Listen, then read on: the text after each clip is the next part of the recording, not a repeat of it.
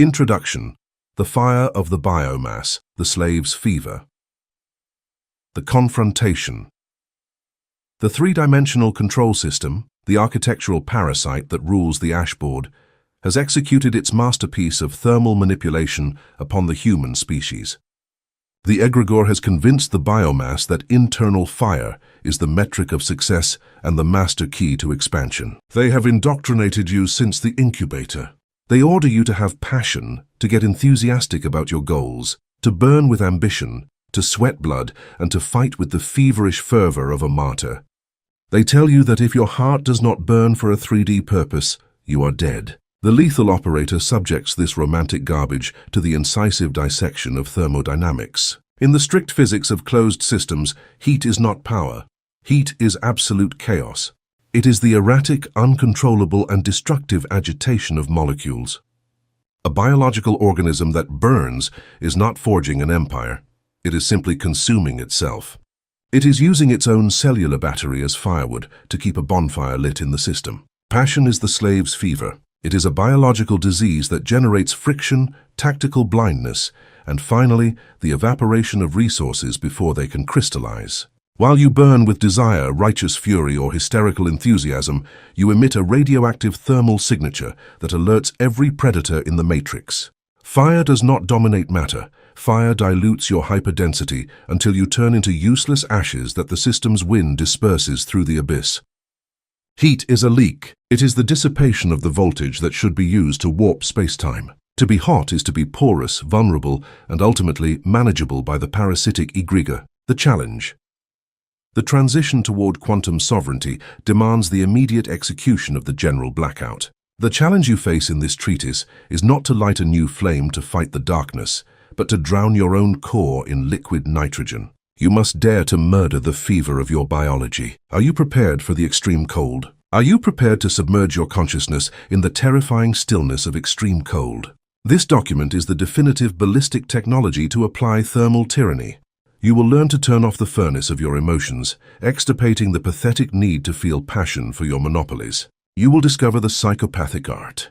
You will discover the art of cooling your internal reactor to absolute 0 degrees Kelvin, the exact thermodynamic point where molecular entropy dies and resistance paralyzes. When you reach this state of dictatorial freezing, chaos surrenders. You will force external reality, which is fluid and rebellious, to hit your immobility. You will force it to freeze instantly, adopting irreversibly the geometry that you dictate. You will not conquer the universe by setting it on fire. You will subject it by plunging it into the eternal winter of your own aseptic apathy. You will become the immovable point around which the thermal agitation of the herd finally dies. Chapter 1. Thermodynamics of Slavery. Sweat as Hemorrhage. The fraud of the human combustion engine. The biology of defeat. To establish thermal tyranny, you must first understand the machinery you are trying to govern. The human body, the carbon container you use to navigate the ashboard, is a miracle of biological engineering, but it operates under a primitive and pathetic propulsion system. It is an internal combustion engine. The inferior biomass has been indoctrinated to feel proud of this engine. The three-dimensional ecosystem glorifies the act of burning out. They teach you that virtue lies in wearing yourself down, in lighting the boiler of your emotions, in becoming enraged at injustices, and in pumping adrenaline until the heart threatens to burst. They call this living intensely or striving for success. Subject this philosophy to the operating room of higher physics. How does a combustion engine work? It works through the violent destruction of fuel to generate explosions that push pistons. It is an inherently inefficient process. It wastes most of its energy. More than 60% of the energy produced in a combustion engine is not transformed into movement. It is dissipated, wasted, and lost in the form of heat and friction. When the frightened human applies the culture of effort, when they wake up stressed and fight with traffic, they are operating as an overheated engine. They burn their vital energy, and the result of that constant friction against the matter of the universe is not power, it is massive thermal radiation. The slave heats up, and in the physics of absolute power, heat is the undeniable signature of structural weakness. It is the announcement of a container that is about to melt. Quantum sweat, the hemorrhage of gravity. When the internal temperature of the mammal rises due to excessive effort or panic, the physical body secretes sweat to cool the machine and avoid collapse. But there is another type of secretion that the biomass cannot see with its retinas: quantum sweat. Quantum sweat is the hemorrhage of your gravitational mass. Every time you get stressed, every time you react emotionally to a crisis, every time you push reality with desperation because you feel that time is running out, you are sweating immaterial energy. You are vomiting your own voltage into the vacuum. The lethal operator understands that quantum gravity depends on density. The invisible force that compels capital, opportunities, and humans to obey you depends entirely on the conservation of your density. To be dense, you must be compact, and to be compact, you must be cold. If you heat up through anxiety or the hysterical effort of pursuit, your immaterial molecules agitate and expand. You lose density. You become light, porous, and weak. Quantum sweat empties you from the inside. You think you are working hard for your empire, but the thermodynamic reality is that you are bleeding out through every pore of your psyche. An organism that sweats quantumly loses the ability to exert atmospheric pressure. It ceases to be a black hole and becomes a simple biological stove that the universe ignores. You become a source of heat for others to consume rather than a center of gravity that consumes everything else. To attract, you must stop radiating. You must shut down the thermal leak and condense your potential into a gelido core. The egregores harvest, the thermal vampirism of the matrix. You must ask yourself a question from analytical psychopathy. Why does the 3D system foster the culture of stress and excessive effort so aggressively?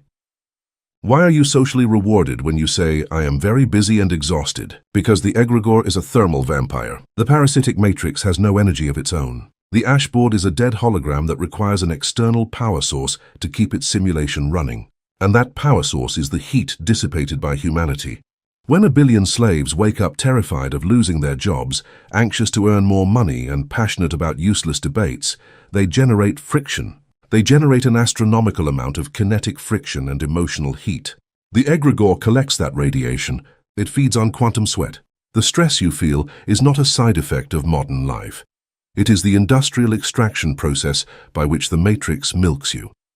As long as they keep you running in the hamster wheel, whether pursuing wealth with fury or fleeing poverty with terror, they will ensure that your combustion engine continues to burn your divine potential and dissipate it as heat to feed the machine that keeps you prisoner.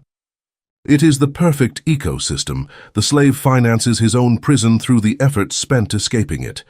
The expansion of gases. Why money flees from heat.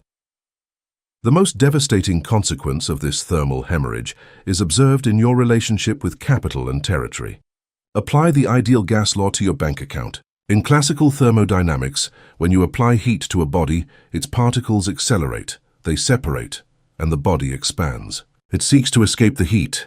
If you heat a gas, it disperses violently, seeking to escape the heat core to balance the pressure. Wealth, power, and quantum synchronicities operate under this same physical law. They are high-sensitivity fluids. When you desire money with the urgency of hunger, you are radiating a scorching heat on your goals. When you pursue it with the fever of the entrepreneur who does not sleep, the friction of your desire acts as an industrial blowtorch. And abundance, when subjected to that temperature, enters a gaseous state. It expands, it disperses, it flees from you. The slave does not understand why the money always slips away. They blame bad luck. The creator audits the process and rules. The money did not flee because of bad luck. The money evaporated because you tried to grab it with hands burning at 1,000 degrees Celsius. Matter abhors the heat of necessity. If you pursue reality with fever, reality dilutes into the vacuum. The heresy of stress, the confession of submission.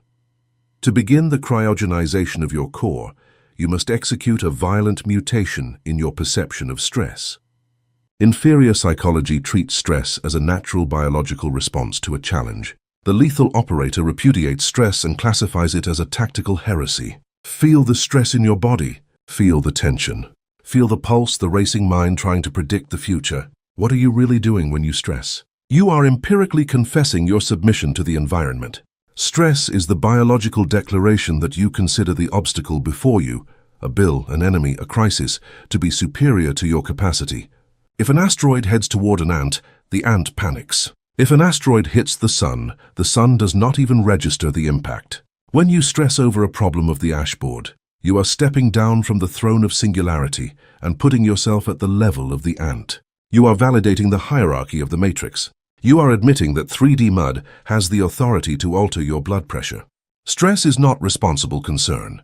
It is a thermodynamic betrayal of your own hyperdensity. It is the sound of your internal shielding cracking under the pressure of an external illusion. To be stressed is to be mastered by the hologram, the regenerative brake, cannibalizing one's own inertia. Once you understand that stress and emotional effort are a leak of immaterial capital, you must learn the mechanism to stop the hemorrhage. The biomass believes that to stop it needs to relax or meditate. Those are passive cooling techniques, useful for the slave but insufficient for the monarch's requirements. The operator uses the regenerative brake. In advanced automotive technology, the regenerative brake does not dissipate kinetic energy as heat through brake pads. Instead, it uses the magnetic resistance of the motor to stop the vehicle, converting that kinetic energy back into electricity and recharging the battery. Apply this to your psyche. When the matrix attacks, when the client cancels, or when betrayal occurs, your first biological instinct will be to accelerate, to get angry, to get stressed, to emit heat. In that millisecond you apply the brake. You stop dead. But you do not relax. You block yourself. You use the force. You use the monumental force of your own rising panic and force it to crash against the osmium wall of your consciousness. You feel the rage or fear trying to get out, and you physically prevent them from translating into words or complaints. You suffocate the emotion inside the boiler. You become a pressure vessel. By not allowing the emotion to dissipate outward, heat, the electromagnetic tension of that contained emotion is recycled. It becomes gravitational mass. You literally absorb your own instinct of weakness and transmute it into heaviness, recharging your quantum core with the energy of the crisis that just tried to destroy you. The anatomy of tactical cold, controlled hypothermia. The objective of this regenerative brake is to bring your nervous system to a state of controlled hypothermia. You must learn to love psychological cold. Heat is noise, cold is silence. In molecular heat, information is lost in chaos. At temperatures near absolute zero, materials reach superconductivity. Resistance disappears completely, and energy flows without loss, creating magnetic fields of an apocalyptic force that can levitate trains of tons in weight. This superconductivity is your biological goal. When you inhabit tactical hypothermia, your emotions stop hindering your reasoning. You become a machine. Toxic empathy that forced you to care for parasites freezes. The fear of what they will say dies of cold. The urgency to make things happen paralyzes under the ice. The mind in absolute zero does not suffer the resistance of doubt. If you dictate that a rival must be crushed, the order travels without resistance. The order travels from your prefrontal cortex to your muscles and into the quantum field without finding a single millium of moral or thermal resistance. You are superconductive. Your decisions are executed with psychopathic efficiency because you do not spend a single calorie worrying about human consequences. Extinction of the fireman syndrome, ignoring holographic fire. To maintain hypothermia, you must eradicate the most common behavior of the productive biomass, the fireman syndrome. The corporate slave and the entrepreneur spend their days putting out fires. They run from one problem to another, resolving employee crises and managing disasters. They feel like heroes. They feel like heroes because they are sweating in the middle of the flames. The lethal operator understands that all that fire is holographic, injected by the egregore to keep his thermostat high. You execute the extinction of the fireman syndrome through the refusal of intervention. You remain in stasis. When a fire breaks out in the periphery, a panicked partner, or a relational drama, your response is gelida immobility. You do not run with a bucket of water. You do not agitate. You nail yourself to the iridium throne. You look at the fire and apply sovereign boredom. Let the weeds burn. My foundations are osmium. And you prove to the matrix that your hyperdensity is immune to tactical alarms. The fire, receiving no attention, suffocates. Transmutation of effort into atmospheric pressure. If the operator forbids himself physical effort, stress, and kinetic friction, how does reality warp so the empire materializes? You replace effort with atmospheric pressure. The biomass tries to move a mountain by hitting it with a pickaxe. The homo quantum sinks the mountain by altering the barometric pressure. When you inhabit tactical hypothermia and maintain zero friction, your immaterial mass becomes so colossal that you begin to exert a crushing weight on the invisible ecosystem. You are not pushing anything with your hands, you are sinking the room with your presence. You are a localized anomaly of infinite weight. Atmospheric pressure is soundless, invisible, and lethal. The environment begins to bend under the gravity of your cold certainty. Your competitors feel an oppression in their chests when they try to face you. Capitals are pushed toward your financial conduits because you are the only entity not radiating heat. You do not work for your goals, you crush the resistance of space-time until the goal has no mathematical option but to fuse with your coordinates. It is conquest through the inertia of ice. You are the immovable object that forces the entire universe to become the moving force that serves your specific position. The aseptic abyss, the end of combustion. The final stage of this thermodynamics is the entry into the aseptic abyss. A turning point arrives where hypothermia stops being a technique and becomes your basal state. The anatomy of the slave has died definitively. The combustion engine has been dismantled piece by piece and thrown into the trash of evolution. Your chest no longer houses a heart that throbbed with fear or passion. It houses a quantum reactor bathed in liquid nitrogen that operates in absolute silence. In this abyss, human life loses its drama. The insults of the biomass pass through you without touching you. Global crises seem like a puppet show. Matrix threats bore you to fatigue. You are sterile to suffering and aseptic to enthusiasm. You have become a monolith of geometric frost, a predator that does not run, does not sweat, and does not breathe. And by having renounced all heat, the 3D universe prostrates at your feet, offering all its thermal energy. It offers its energy in a desperate attempt not to be devoured by your inscrutable vacuum. Look at yourself in the unaltered blackness of your own vault, having suffocated the most humiliating scam in human history, the religion of effort. You have managed to gut the fraud of the biological combustion engine, the titan of absolute zero. You understood that sweat, passion, and stress are not tools of conquest, but the hemorrhage of your gravitational mass, the cheap food that the egregore harvests to keep the simulator lit. You mutilated the heresy of stress, assuming that anxiety is the empirical confession of your submission to matter. It is over. You have applied the regenerative brake, devouring the energy of your own panic to recharge your core with the weight of lead. You extinguished the fireman syndrome, letting the holographic fires of the Matrix calcine themselves before the psychopathic coldness of your tactical immobility. You are the absolute master. You murdered kinetic friction and transmuted it into atmospheric pressure. Your reactor has descended to absolute zero. You have reached the superconductivity of the monarch. The ashboard is now your frozen pond, and you are the weight that dictates where the cracks will form. Remain cold. Remain absolute. Chapter 2. Operative Absolute Zero, Shutting Down the Biological Furnace. The Pathology of Warmth, the 3D Empathy Fraud. At the peak of its control engineering, the 3D parasitic system, the egregore, does not subject the human biomass only through fear or lack. It subjects it through the moral blackmail of warmth.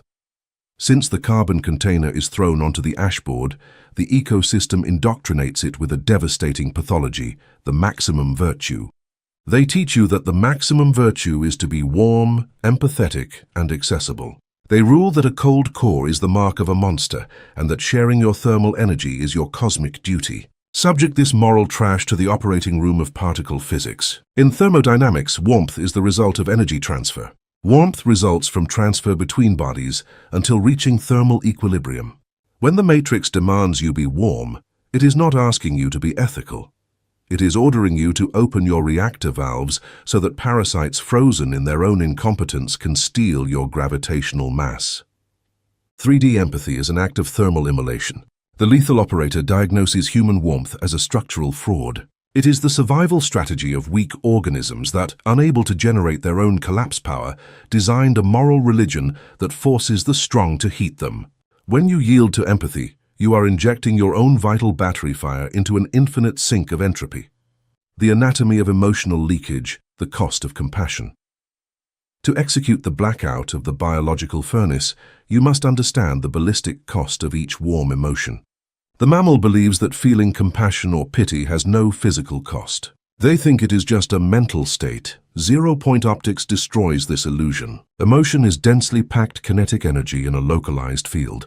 When you see a slave suffering for his own ignorance or a crisis demanding your help, the reptile in your brain ignites. Your heart rate alters. Your blood chemistry injects hormones of attachment. In that millisecond, the pressure of your quantum containment vault suffers a massive fissure. We catalog this as emotional leakage. Compassion is the acid that dissolves osmium shielding. If you feel pity for the environment, you grant the environment jurisdiction over your basal temperature. You become dependent on the thermal state of the insects surrounding you. If they are cold and sad, you spend energy on lighting your furnace to comfort them and die.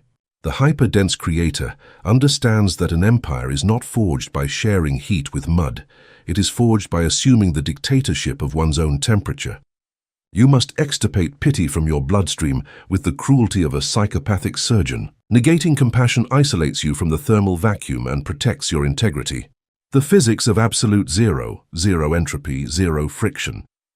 The tactical goal of this chapter is for your consciousness to reach and stabilize in operative absolute zero.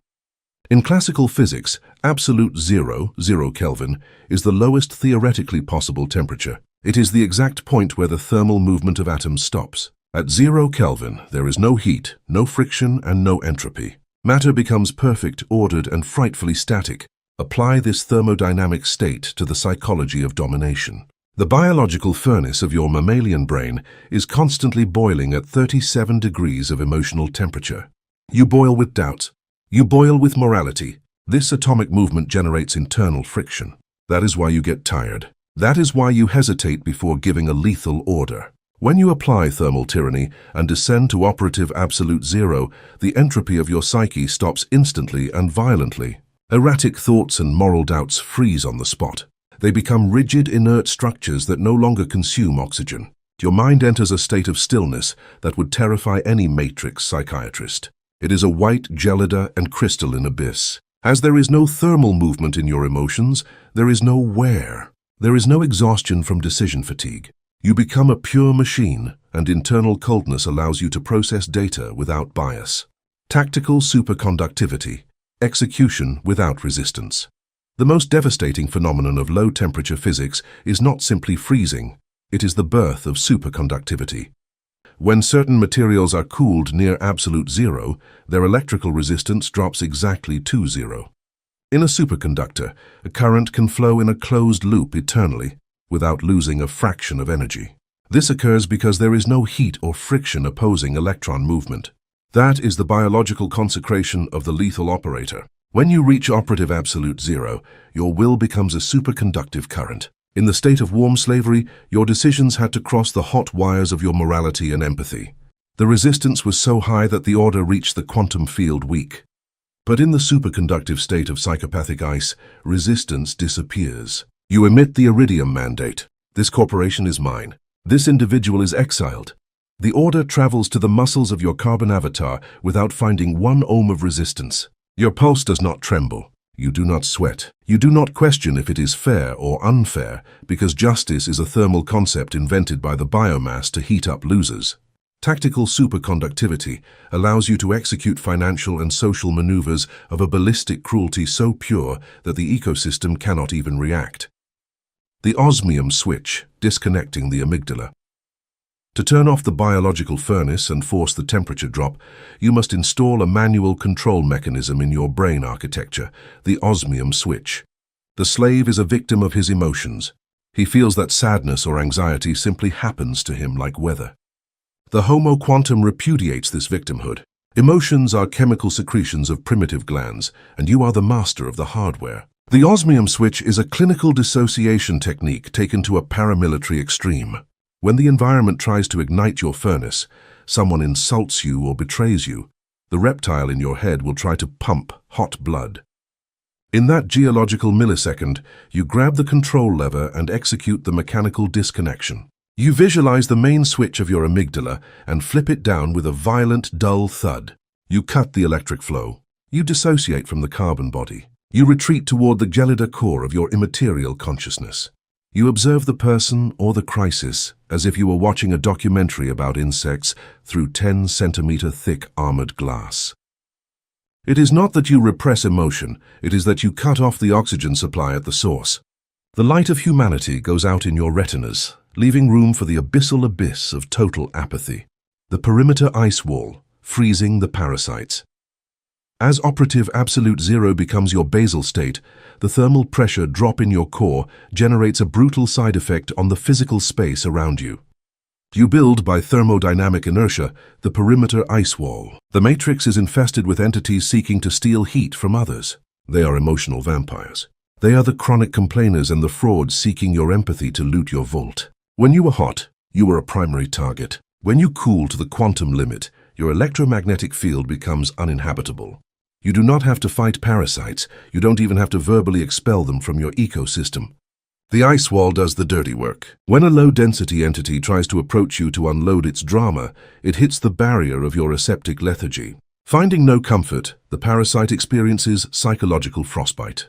They feel the vertigo of your indifference crushing their lungs. Your gelida silence is unbearably hostile. The extirpation of guilt, the toxic residue of heat. The Matrix's last defense mechanism to restart your furnace is to inject the virus of guilt. When you operate with tactical superconductivity, firing inefficient employees or ruining competitors without blinking, the egregore will send its moralistic agents. They will say, "You are cold. You have no heart. You are a psychopath." Guilt is the toxic residue of heat. It is the ember left in the ashes, trying to restart the fire of humanity. If you yield to guilt, you apologize and lower your head. The lethal operator executes the extirpation of guilt. Do you respond to the moral siege with the tyranny of the yawn? You understand that morality and common good are thermal contracts drafted by the prey to limit the predator's teeth. You refuse to sign. You subject guilt to absolute zero. I feel no guilt because I do not recognize the jurisdiction of human morality over my gravity. Murdering guilt is the most liberating social act. The false virtue of cruelty. Cold does not hate. There is a ballistic misunderstanding that human intellect usually commits. Weak aspirants confuse operative absolute zero with cruelty or hatred. It is imperative that you audit this difference, because hatred and cruelty are death traps. Hatred requires heat. Hatred is a burning, dense emotion that consumes your fuel. To hate someone, you have to care about their existence. You have to invest energy in their suffering. A resentful slave is cruel. A scared tyrant is cruel. The lethal operator is not cruel. He is overwhelmingly apathetic. Ice does not hate the leaf it freezes. It simply assimilates the environment to its basal temperature. When you annihilate a commercial competitor, you do not do it with malice. You annihilate them with the same routine, bored coldness with which a surgeon removes a cyst. It is a bureaucratic process. This apathy is infinitely more destructive than hatred. Your enemies cannot defend themselves against a gelida vacuum. Crystallization of the environment. Reality obeying the cold. What happens on the ashboard when an organism stabilizes at absolute zero, cutting the amygdala flow and extirpating moral guilt? The thermodynamic phenomenon of crystallization of the environment occurs. The matrix feeds on hot chaos. When the universe detects your core has frozen, the material world crashes against you. And by hitting a massive object operating at 0 Kelvin, the universe freezes around you. Reality stops flowing erratically. Circumstances crystallize. Business deals, power acquisitions, and hierarchies of submission solidify in the air, adopting perfectly the geometry you dictated. There are no thermal fluctuations. Liquid capital, upon entering the gelida atmosphere of your monopoly, freezes instantly into iridium assets. You have forged an unalterable fortress of ice. The 3D matrix is immobilized, obeying the dictatorial cold of your presence. You are the architect of cosmic winter. Only the monarch who generated the frost can move. Extinction of the warm creator. Birth of the iridium machine. To seal the process, you must accept the irreversible death of your previous version. The warm human you were, the one who loved, who cried, who suffered for world problems, has been suffocated under tons of ice of your own design. You must contemplate his biological corpse without shedding a single tear of mourning. The warm creator was a factory defect. He was an entity designed to be shepherded by the egregore. Thermal tyranny is not a mask. It is a permanent cellular mutation. You have replaced mammalian blood with industrial freon. You have changed the erratic heartbeat for the aseptic ticking of the quantum metronome. Do not feel mourning for the humanity you just murdered. Humanity is the excuse of the scum to justify their impotence. By turning off the biological furnace, you have transcended carbon weakness. You have been born as an iridium machine. You are a dark god, sterile and perfect, who has become the absolute owner of the thermostat, the monarch of absolute zero. Look at yourself in the unalterable epicenter of your refrigerated vault, surrounded by the ice statues of the parasites who tried to extract your heat. You managed to gut the pathology of warmth, understanding that human empathy is blackmail to force you to pay the thermal cost of ignorance. You mutilated emotional leakage. You executed the descent to operative absolute zero. You froze the entropy of your mind. You have forged tactical superconductivity, allowing your will to cross the quantum field without suffering 1 ohm of moral friction. You installed the osmium switch, learning to disconnect the amygdala at will to look at drama with boredom. You erected the perimeter ice wall, suffocating by freezing the thermal parasites who dared to demand your heat. You amputated guilt. You murdered resentment, proving that your tyranny is born from the purest mathematical apathy. By stabilizing this winter in your core, you forced the matrix to crystallize under your boots. Chapter 3. The Murder of Passion, the Fallacy of the Hot Engine, the Sacred Fire Scam, the Poison of Vocation. In the egregor's arsenal of mental control, few weapons have proven as devastating as the doctrine of passion. From 3D business academies to the altars of commercial spirituality, the slave is repeatedly injected with the same acoustic poison. Find your passion. Do what you love, and you will never work a day in your life. The lethal operator subjects this poetic doctrine to the obsidian guillotine. Subject the concept of passion to the dissection of closed-system thermodynamics. Passion, by definition, is a state of mental disturbance. It is a fever. It is fire. And in pure physics, fire is the most inefficient state of energy transfer. Fire is chaotic. It consumes its own fuel at suicidal speeds and depends absolutely on the presence of oxygen so as not to die. When you operate an empire based on passion, you are installing a thermal time bomb in the core of your jurisdiction. Passion is an unstable voltage spike. It grants you explosive force for a millisecond, but condemns you to entropy in the long run. The passionate slave is an adrenaline addict, a combustion engine that accelerates until its own pistons melt, pathetically believing that the smoke of its wear is the proof of its commitment to the cause. The hot engine fallacy, collapse by kinetic friction. To understand why you must murder this feeling, you must observe the statistical tragedy of the entrepreneurial biomass. The ashboard is sown with the financial and psychological corpses of humans who were passionate. They start projects with thermodynamic euphoria. They work 20 hours a day driven by the blind joy of vocation. They are hot, but the physics of the universe is implacable. Every system operating at high temperatures suffers structural wear from kinetic friction. When the ecosystem presents the first block of ice, a crisis or betrayal, passion hits the cold matter of reality. When red-hot metal is submerged in ice water, the thermal shock cracks it. The structure breaks due to stress. The passionate slave facing the matrix's coldness experiences burnout. His passion goes out. Since his architecture was built on the unstable foundations of emotion, when emotion vanishes, execution capacity falls to zero. He abandons the empire claiming he no longer feels the spark. Passion is an operative fallacy because it makes you dependent on the volatile chemistry of your mammalian brain. If you need to be in love with your work to collapse reality, you are a hostage to your own dopamine. You are a fragile variable in a lethal equation, the murder of motivation, eradicating the spark. Passion usually disguises itself in a business suit called motivation.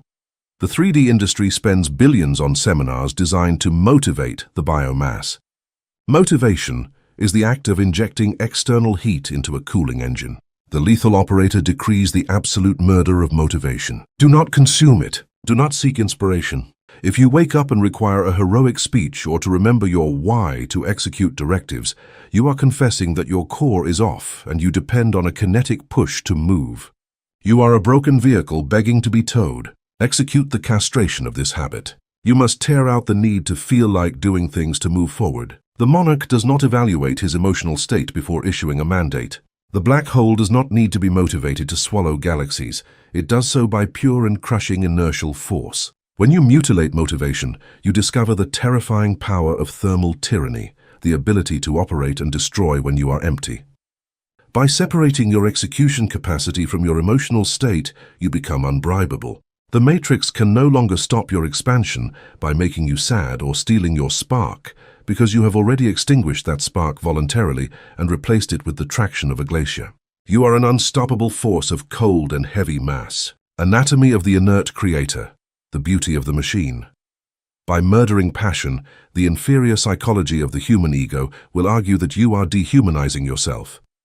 They will claim that life without passion is a gray and robotic existence. They will call you a machine. Subject that accusation to aseptic indifference and receive it as the greatest compliment thermodynamics can grant. Humanity is weakness, fluctuation, and error. The machine is perfection, consistency, and zero friction. The operator who has extinguished the fire in his chest assumes the anatomy of the inert creator. You become a piece of heavy iridium artillery. Observe military machinery or the server systems that sustain the Internet's architecture. They have no passion. They do not feel offended or inspired. They operate in refrigerated rooms at sub-zero temperatures, humming in monotonous silence, sustaining entire civilizations without an emotional complaint. That is the hyperdensity you must reach. Your mind must become a quantum server executing commands with coldness. Since there is no passion, there is no ego involved. If the ashboard rejects a maneuver, you do not suffer a nervous collapse because you did not love that maneuver. You simply correct the code and issue a new order with the psychopathic lethargy of a system that cannot be wounded. You are an algorithm of absolute domination. Tyranny of the aseptic routine, the metronome's rhythm. The operative replacement for passion is the tyranny of the aseptic routine. The slave works in bursts of hysteria. They have weeks of high productivity followed by months of paralysis. Their performance graph looks like an EKG of a patient with tachycardia. The operator installs the rhythm of the cosmic metronome. You build a dictatorial routine, unalterable and devoid of emotion. It does not matter if the sun shines or if there is a holographic apocalypse. You sit on the command throne and execute expansion protocols at the same time, with the same gelida intensity as always. Aseptic routine is torture for the mammal brain's reptilian side.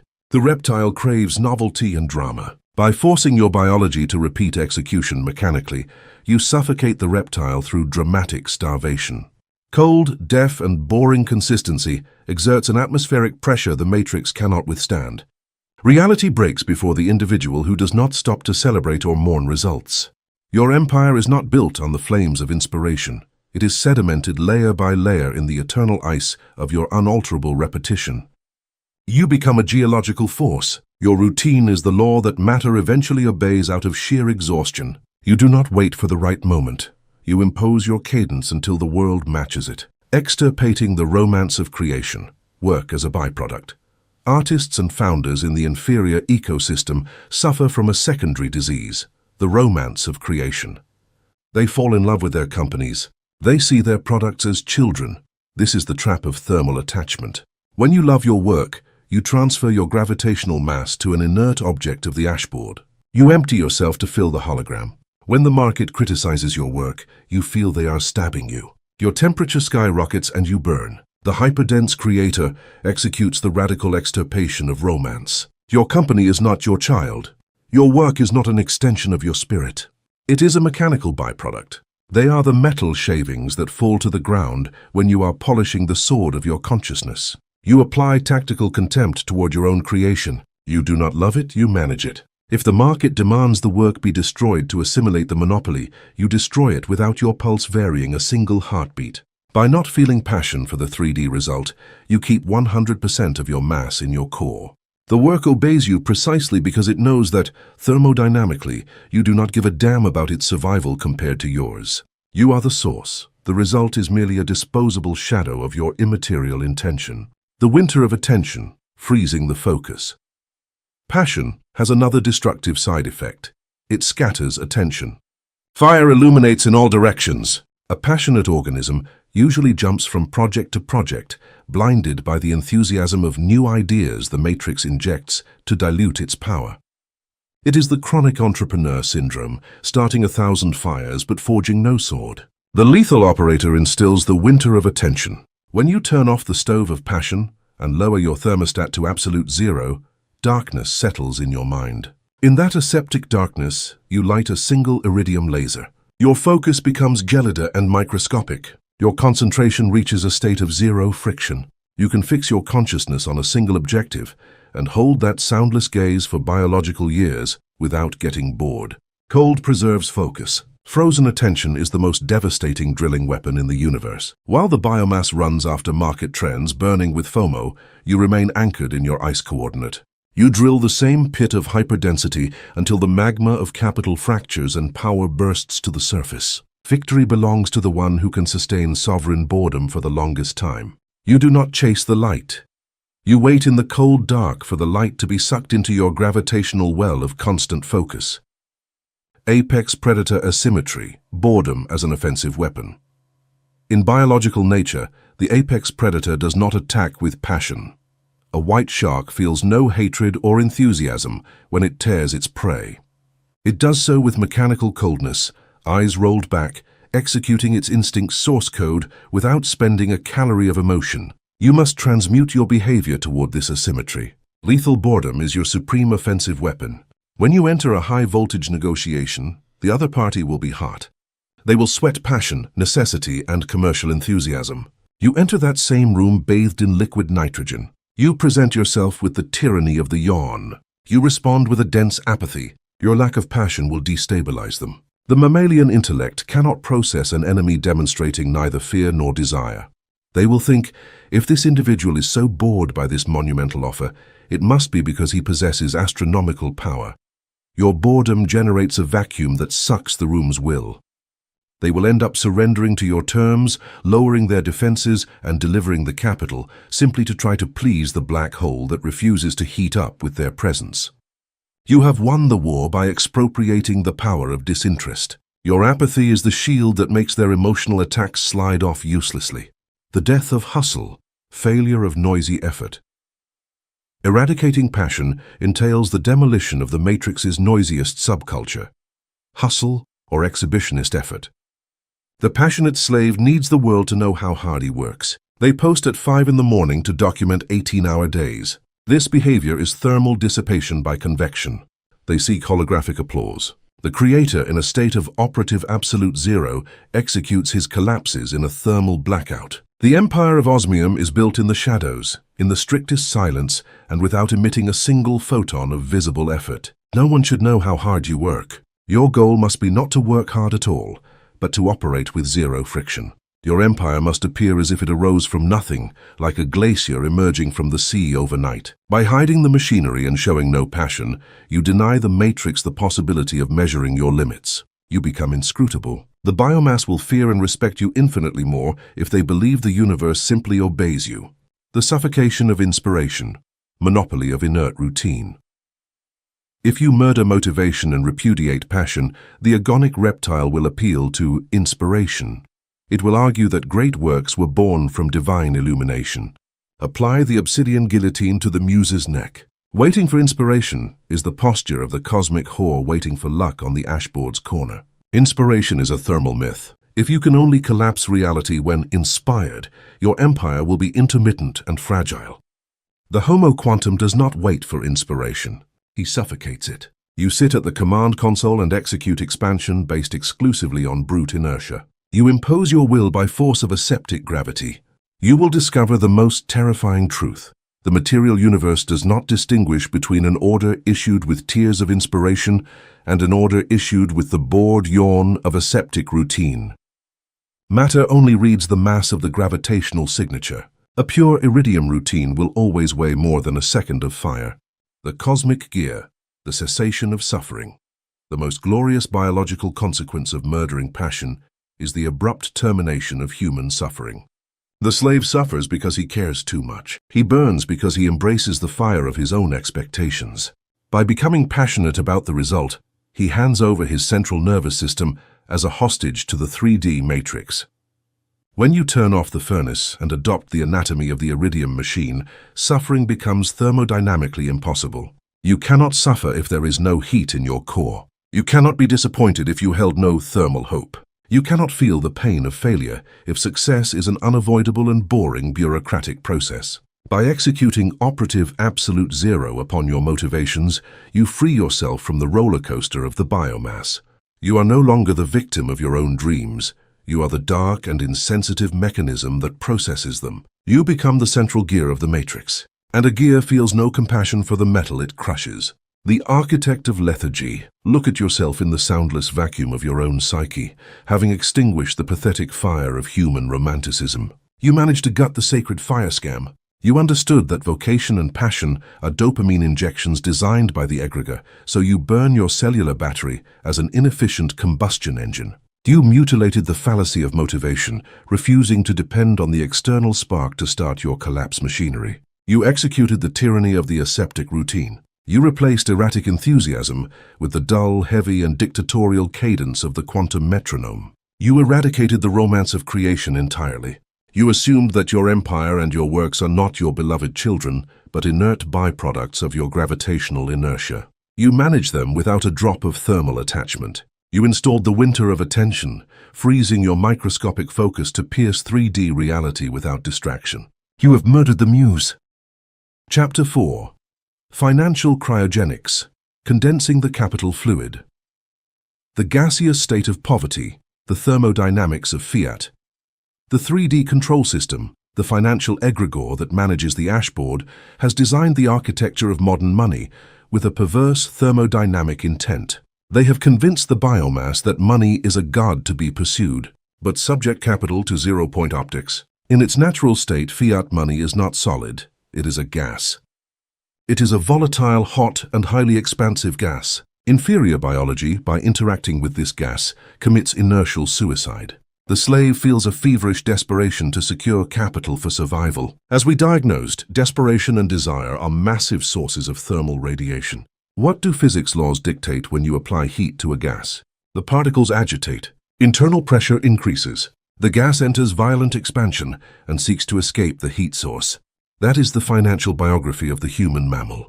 They pursue money running with the torch of their own anxiety in hand, and the money, subjected to the kinetic friction of effort, evaporates from their hands. It flees toward the atmosphere. The slave does not understand why, despite 3 jobs, their bank accounts are always empty. The system says it is inflation. The lethal operator diagnoses the truth. Wealth evaporated because you tried to grab it with biological hands burning at 1,000 degrees. Matter abhors the heat of beggary, the boiling hands syndrome, the consumer's hemorrhage. The design of financial gas is so sadistic that even when the slave captures a fraction of this fluid, they suffer from boiling hands syndrome. Upon receiving money, the slave's brain reptile is flooded with dopamine. They feel euphoria. That emotion generates an astronomical temperature spike in their internal reactor. The money literally burns their hands. Entropy demands that this heat be dissipated immediately. How does the biomass dissipate financial heat? Through hysterical consumption. They run to buy matrix props, expensive clothes, depreciating vehicles, holographic dinners to impress other insects who are also on fire. They spend money to feel good, to relieve the thermal pressure capital generated in their fragile psyche. They think they are demonstrating abundance, when in superior physics they are demonstrating pathetic impotence. They lack the shielding to house dense energy. Consumption is the thermal escape valve of the weak. Applied cryogenics, lowering the financial thermostat.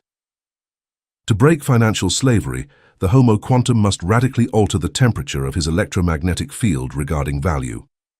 You must execute financial cryogenics. The lethal operator does not pursue the gas, he condenses it. How do you condense an elusive gas? By cooling the container until molecular energy paralyzes. You must lower your financial thermostat to operative absolute zero. You have to tear money from its divine pedestal. You forbid yourself from loving it. You forbid yourself from hating it. You forbid yourself from feeling the slightest emotional respect for capital structure. You look at it with the analytical contempt. You look at it like an engineer observing a puddle of industrial oil. It is simply a 3D matrix lubricant. When you annihilate the urgency to get it and extirpate the fear of losing it, the temperature of your ecosystem collapses. You become Helido. And in that dictatorial cold, the erratic financial gas hits your field and freezes. Friction stops. Money stops fleeing because you are no longer radiating the temperature of threat.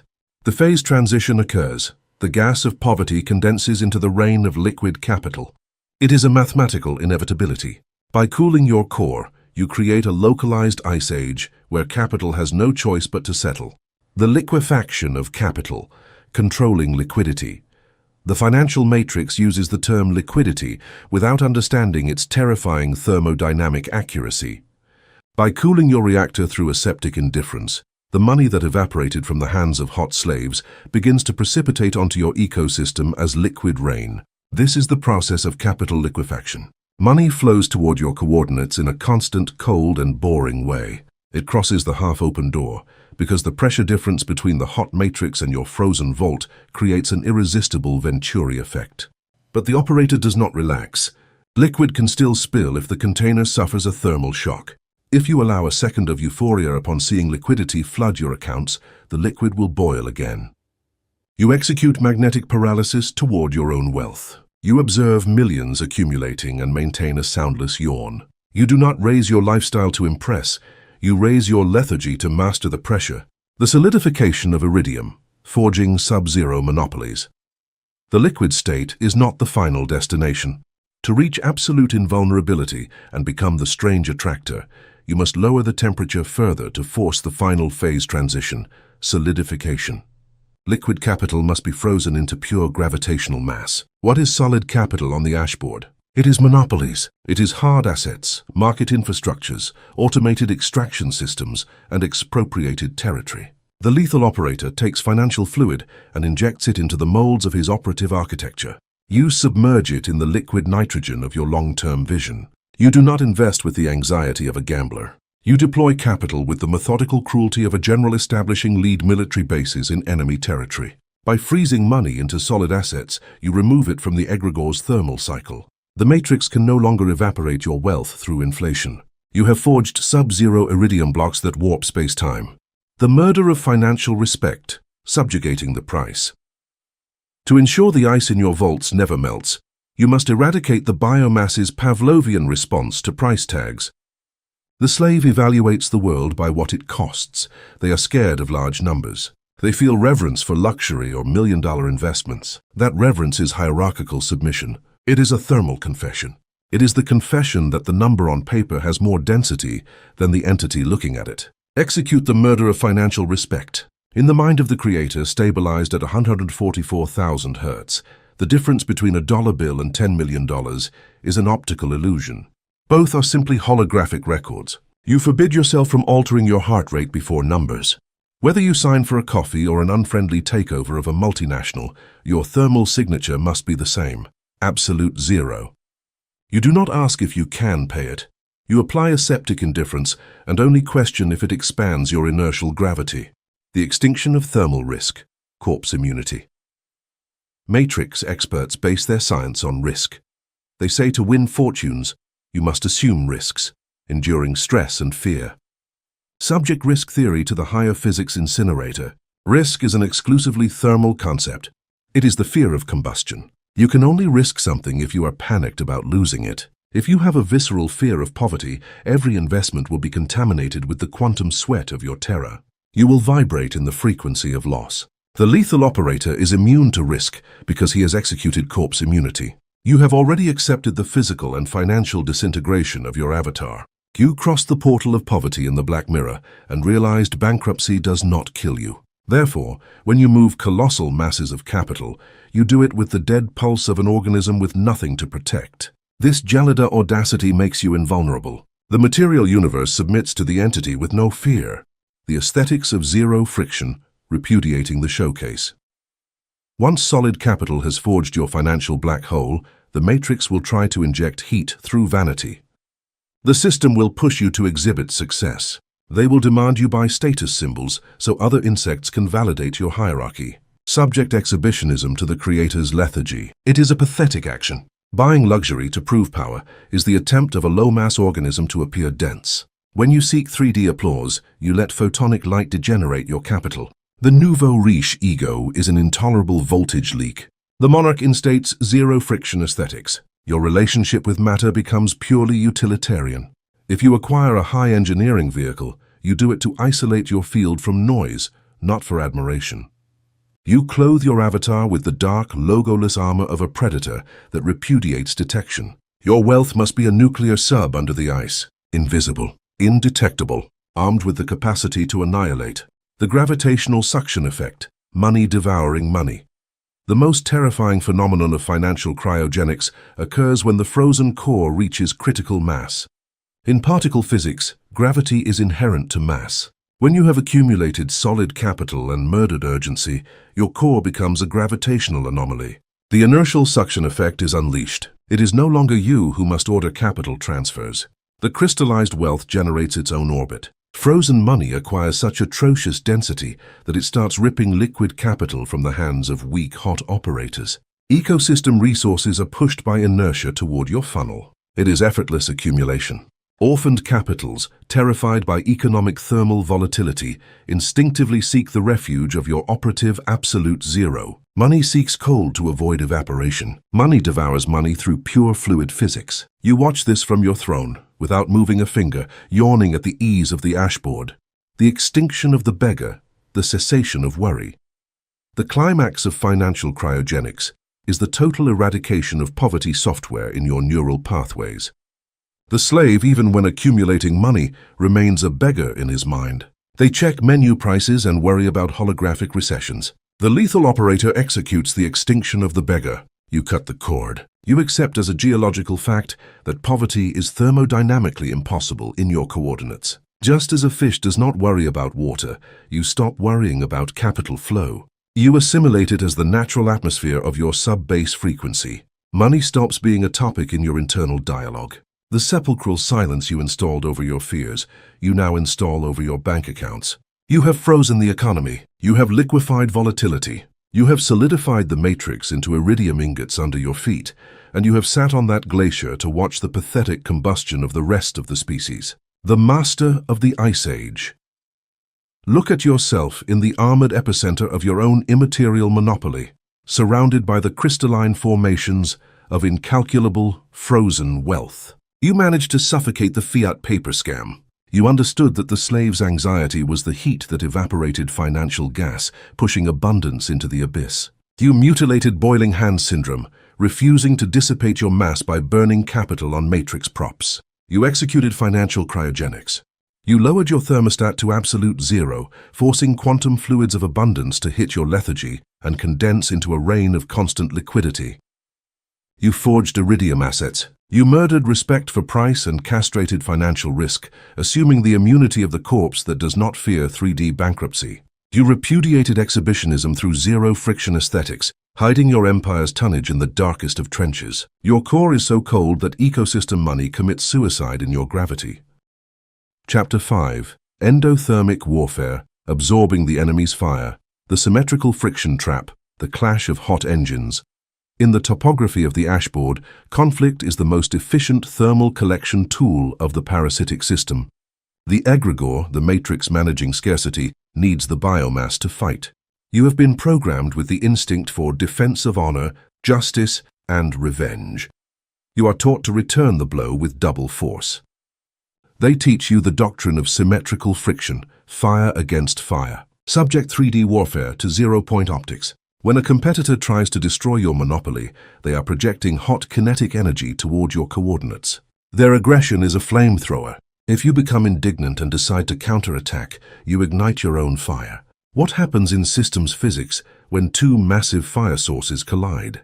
A catastrophic deflagration occurs. The temperature of the environment skyrockets. Both combustion engines overheat. The slave believes that by screaming louder or destroying with anger, he has won. The lethal operator audits the field and rules. Both have lost. By entering into rage and defending yourself with fire, you have burned your own reserves of inertial energy. You have dissipated your hyperdensity.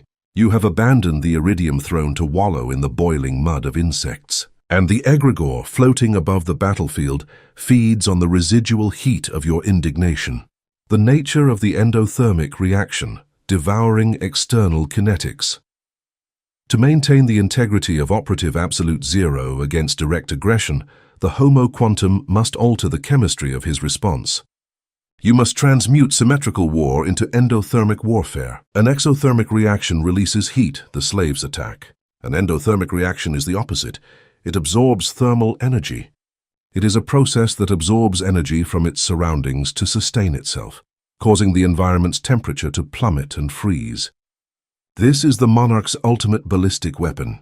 When the enemy's fire hits your ecosystem, You do not return the fire. You do not oppose a rigid shield, for that clash generates friction and heat. You become a thermodynamic black hole. You open the gates of your aseptic vacuum and absorb the attack. You receive the insult or the corporate siege and subject it immediately to the atmospheric pressure of your lethal apathy. By not reacting, the enemy's fire finds no fuel. Instead of burning you, the attack is devoured. The aggressor's heat is suffocated in the abyss of your indifference, and by absorbing their energy without returning it, the enemy's temperature drops violently. Literally, you steal their vital heat, leaving them exposed to the cosmic elements. You feed on their kinetic projection to strengthen the internal cold of your own core.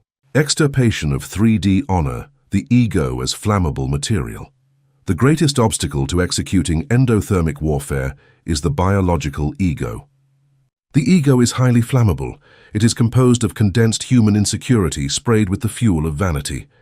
When you are attacked, the ego demands defense. The reptile howls.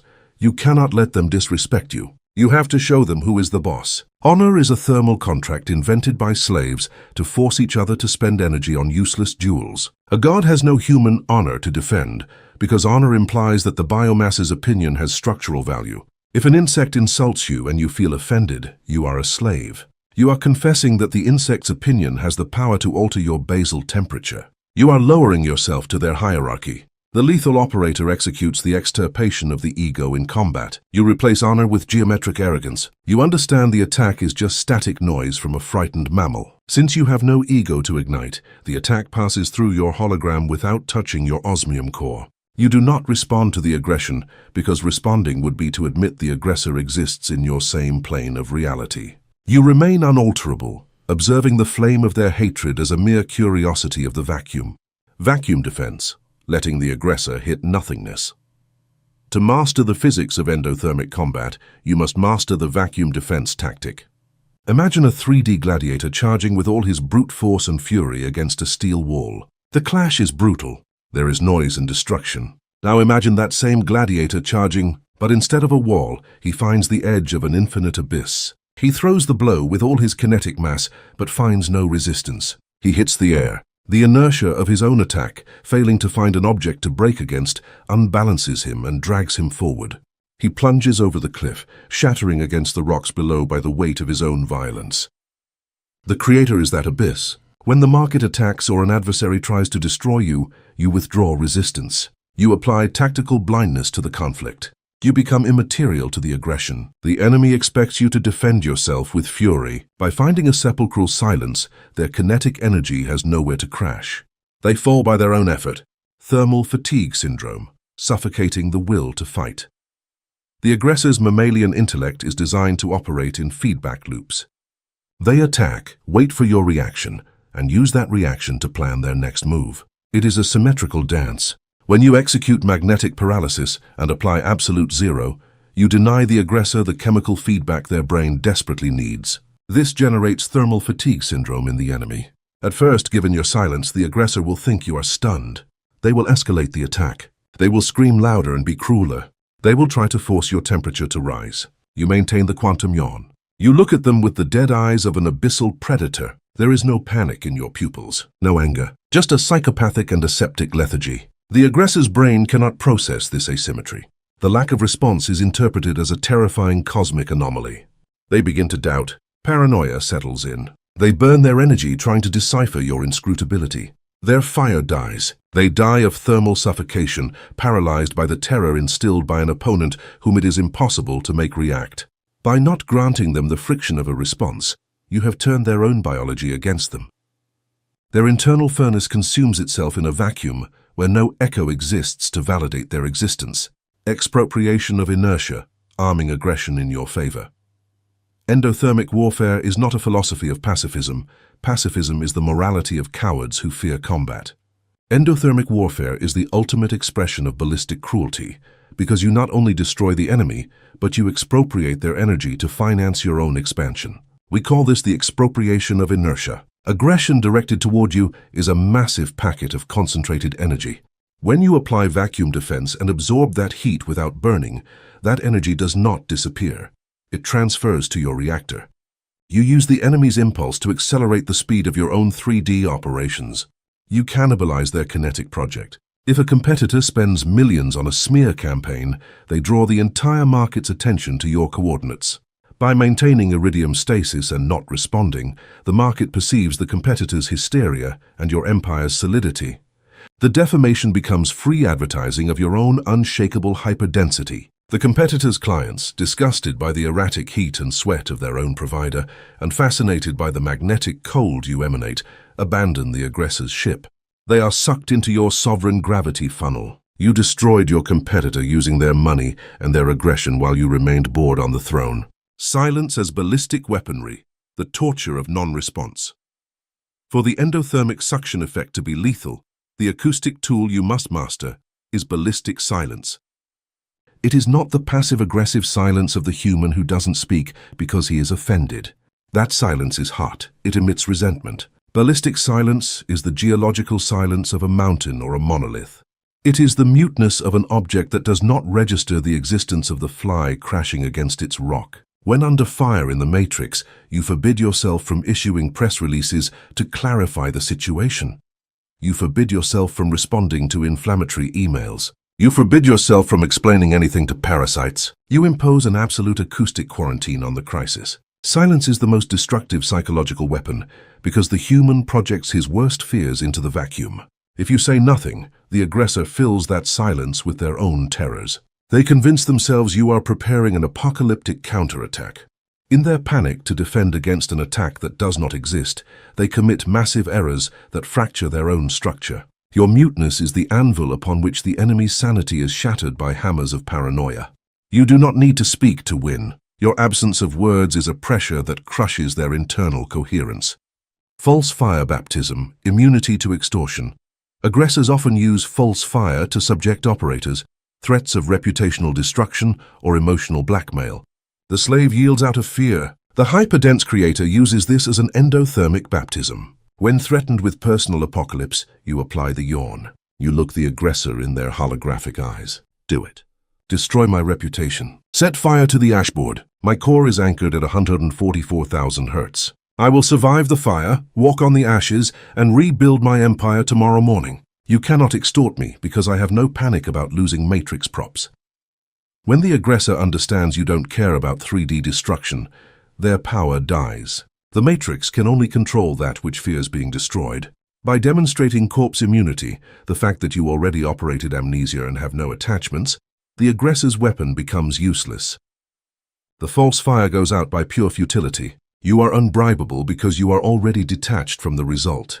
Assimilation of debris, post-conflict cannibalism. The culminating phase of endothermic warfare occurs when the enemy's temperature has fallen below their survival threshold. Their attack has vanished. They have suffocated in the paranoia of your silence. They have spent all their capital and kinetic friction crashing against the perimeter ice wall of your indifference. The enemy collapses. Their corporate or social structure fractures into 1,000 pieces. It is in this moment of absolute stillness that the lethal operator rises. But not to celebrate. Celebration is euphoria, and euphoria would melt your absolute zero. You rise with the psychopathic lethargy of orthopedic action. You walk over the frozen battlefield and execute the assimilation of debris. You cannibalize the remains of the enemy's infrastructure. You acquire their liquidated assets at the price of ash. You absorb their market share. You swallow the pieces of the aggressor without chewing and without pity, building your own walls. There is no mercy in fluid physics. The greater mass attracts the lesser. The enemy wanted to heat you with their hatred, and their thermodynamic punishment is to be frozen, crushed, and used as bricks for the monarch's zero-friction hallway. Their failure is the fuel that stabilizes the expansion of your singular monopoly. Eradication of defensive mode, the pure state of hyperdensity. The assimilation of endothermic warfare produces a final mutation, the total eradication of defensive mode, the human lives in a constant state of guard. This defensive paranoia consumes astronomical voltage and keeps the biological furnace lukewarm. When you prove your absolute zero devours any attack, you stop defending. You lose the reflex to protect yourself. You become a quantum anomaly walking naked through the battlefield without shields, because you know the most impenetrable armor is the absence of flammable ego. You no longer anticipate attacks, you simply exist in such density that any projectile is crushed by your own gravity. Combat ceases to be a struggle for survival and becomes a routine, aseptic, and boring mechanism through which the 3D universe delivers the mass of the weak to feed your singularity. You are the immovable point that devours the heat of the world. Aggression is no longer a threat. It is a nutrient for your Gelida expansion. The fire devourer. Look at yourself in the soundless epicenter of the frozen crater, surrounded by the thermal corpses of the insects who mistook your immobility for weakness.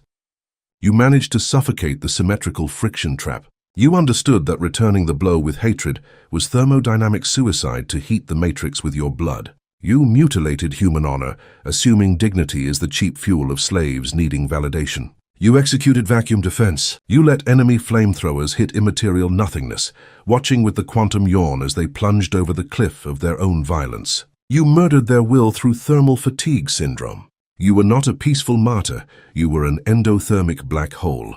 You expropriated their inertia. You armed their aggression in your favor, turning enemy energy into the engine of your own gravitational funnel. You walked through their false fire and devoured debris. Chapter 6. Extirpation of Thermal Parasites, the Exile of the Stoves. The Biology of Thermal Vampirism, Anatomy of the Host. To govern the ice age that you have established in your consciousness, the lethal operator must master the perimeter security of his ecosystem. The ashboard is not an inert vacuum, it is infested with biomass. In systems physics, human biomass that has not stabilized its core in absolute zero operates under a model of thermal parasitism. Subject your social circle to zero-point optics. Observe your relatives, your supposed friends, and the partners orbiting your carbon avatar. The vast majority of them are defective organisms. They lack the inertial density to collapse their own reality. They live submerged in drama, burning their cellular battery in useless complaints. To avoid dying of hypothermia in the abyss of their insignificance, they desperately need an external heat source. They need a stove. They need to parasitize the reactor of a superior organism. You, forging thermal tyranny, are the primary target. The thermal parasite detects that you have energy, gravity, and a building monopoly. Their survival instinct forces them to approach you, not to learn to be ice gods, but to sink their fangs into your nervous system and demand that you raise your temperature, that you feel empathy, pity, or anger to warm them up. If you allow these insects to adhere to your chassis, your absolute zero will fracture and your empire melt. Taxonomy of the chaos stoves, identifying the infiltrator. To execute the extirpation, you must first diagnose the infection. Thermal parasites do not present themselves as enemies. They appear disguised as victims or loved ones. They are what we call chaos stoves. They radiate static noise and demand that you process their emotional trash. Audit your perimeter and classify the stoves. They always have a crisis. They seek advice, but really want you to feel pity, which is a direct injection of your vital heat into their empty veins. 2. The drama incendiary.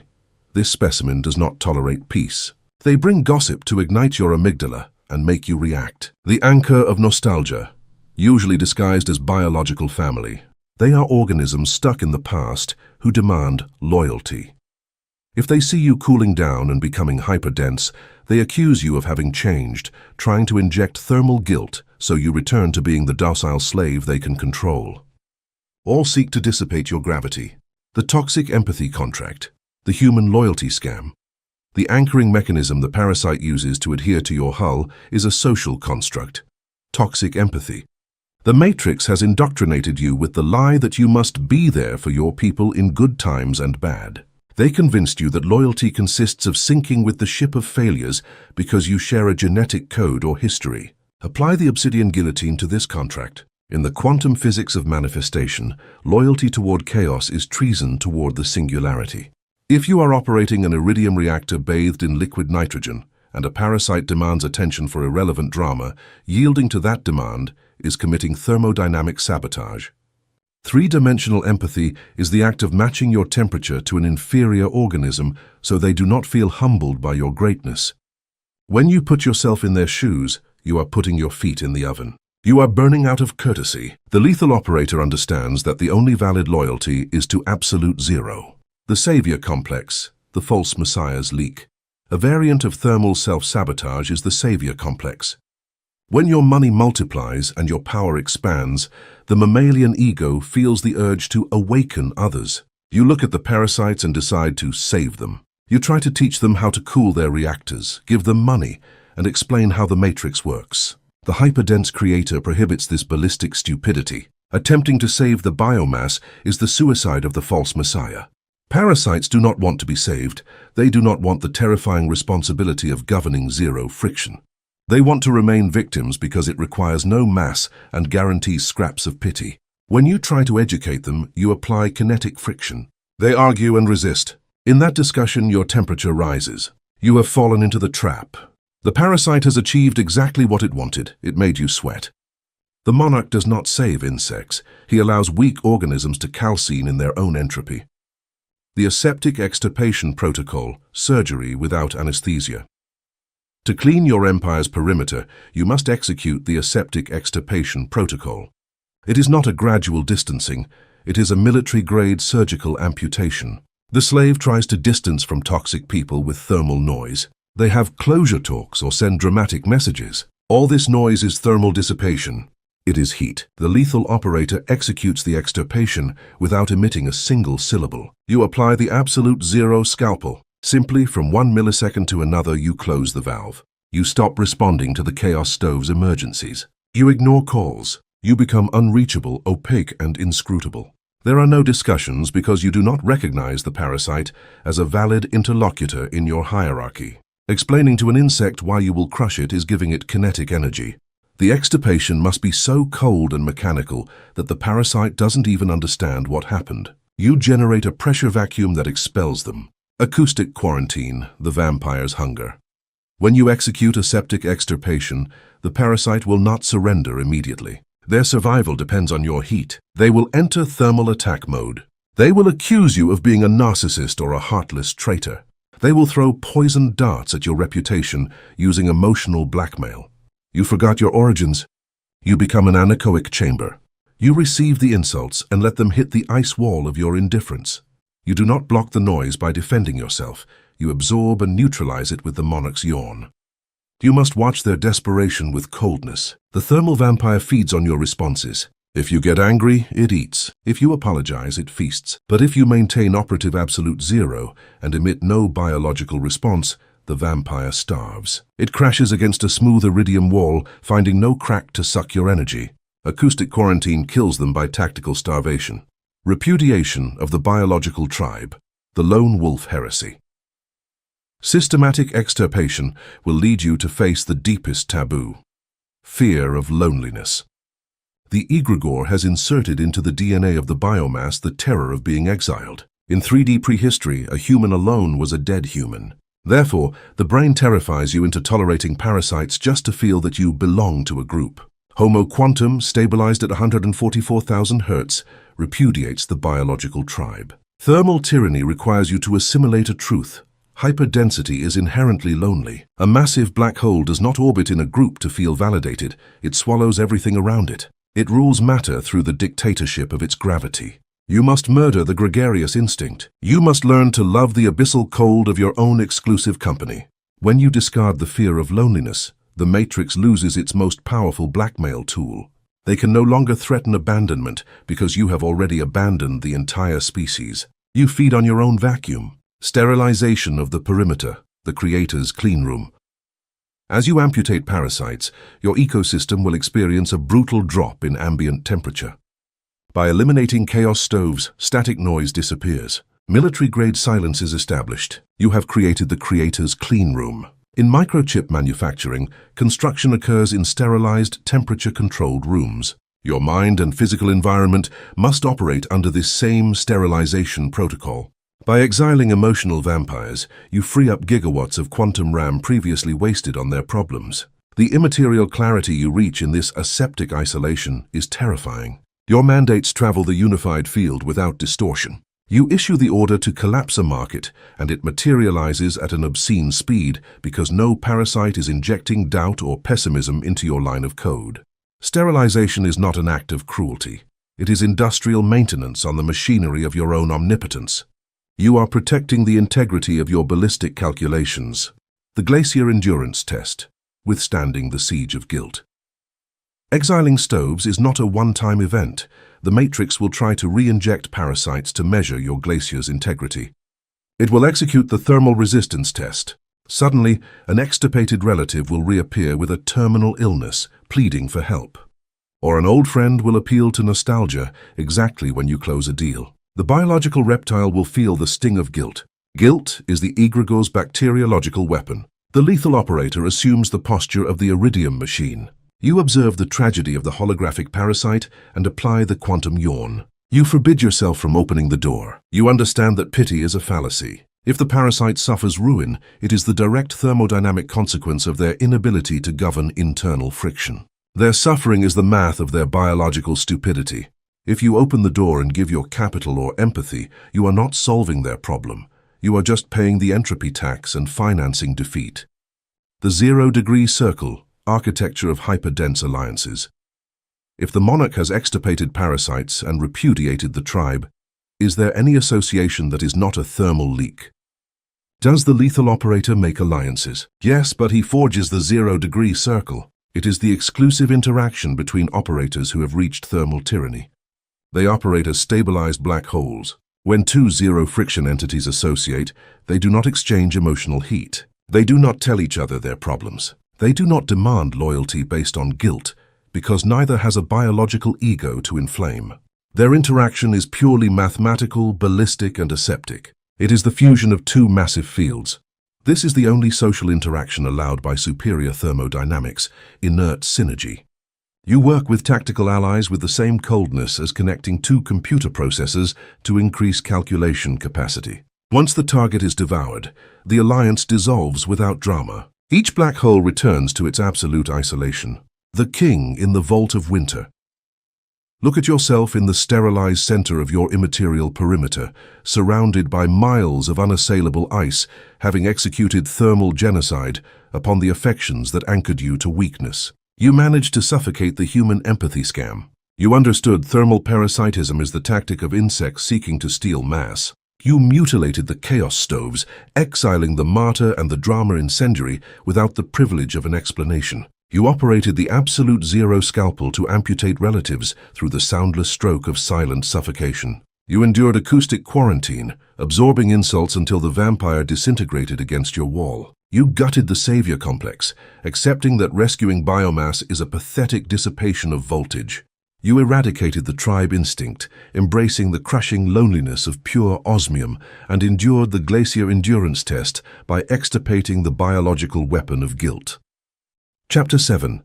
The Crystal Prison, Freezing the Time Variable. The Slaughterhouse Stopwatch, the Tyranny of Linear Time. The oldest, most omnipresent, and devastating control architecture of the egregore is not money or fear. It is the illusion of linear time. The 3D parasitic system has locked the biomass into a chronological slaughterhouse. From the moment the carbon avatar is ejected onto the ashboard, a clock is tied to its wrist and the countdown virus is injected. Humanity is taught that time is a mighty river flowing in one direction and that it is drying up. They tell you that time is money, that you are running out of time, that you must hurry to reach your goals before getting old. Subject this philosophy to the scalpel of the lethal operator. In quantum physics, linear time is a persistent hallucination. It is a malleable variable that depends exclusively on the gravity and speed of the observer. But the slave does not observe, the slave flees. The reptile in your brain lives terrified by the stopwatch. They feel the future is a predator chasing them. This perception of time as a threat generates a state of perpetual biological emergency. The slave burns in the furnace of his own calendar. Haste is the fire in which mediocrity calcines its own foundations. If you operate your empire by looking at the matrix clock, you are accepting that time has a higher thermodynamic hierarchy than your consciousness. You are confessing that you are finite, perishable, and weak. Thermodynamics of haste, the anxious one's friction. To master the time variable, you must first diagnose the ballistic consequences of urgency. What happens in the electromagnetic field when a mammal is in a hurry? Haste is the kinetic manifestation of the terror of lack. When you hurry to close a deal or despair because a capital transfer is delayed, you inject massive friction. Your basal temperature skyrockets. In the mechanics of immaterial fluids, haste destroys the aerodynamics of your collapse. Imagine a hyperdense vehicle trying to cross the atmosphere. If it maintains a cold and calculated trajectory, zero friction, it pierces the air resistance like a laser. But if the vehicle begins to shake, it fails. If it starts to agitate, change direction erratically, and accelerate with desperation, haste, it generates massive turbulence.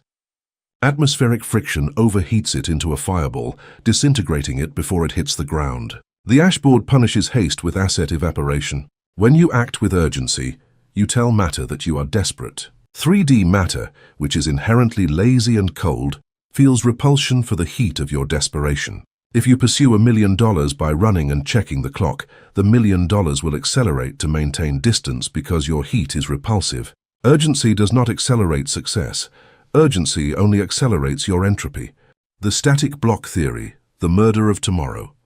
The creator, operating at the sub-base frequency of 144,000 Hertz, executes a geometric transmutation in his perception of the universe. You must abandon the flowing river model and adopt the space-time block theory, the block universe. In this physical perspective, past, present, and future exist simultaneously as one single block. They exist as an immense, static, and immovable crystal block. Time does not pass. It is you, the lower consciousness, who moves through the coordinates of that crystalline block. The lethal operator uses this theory to execute the murder of tomorrow.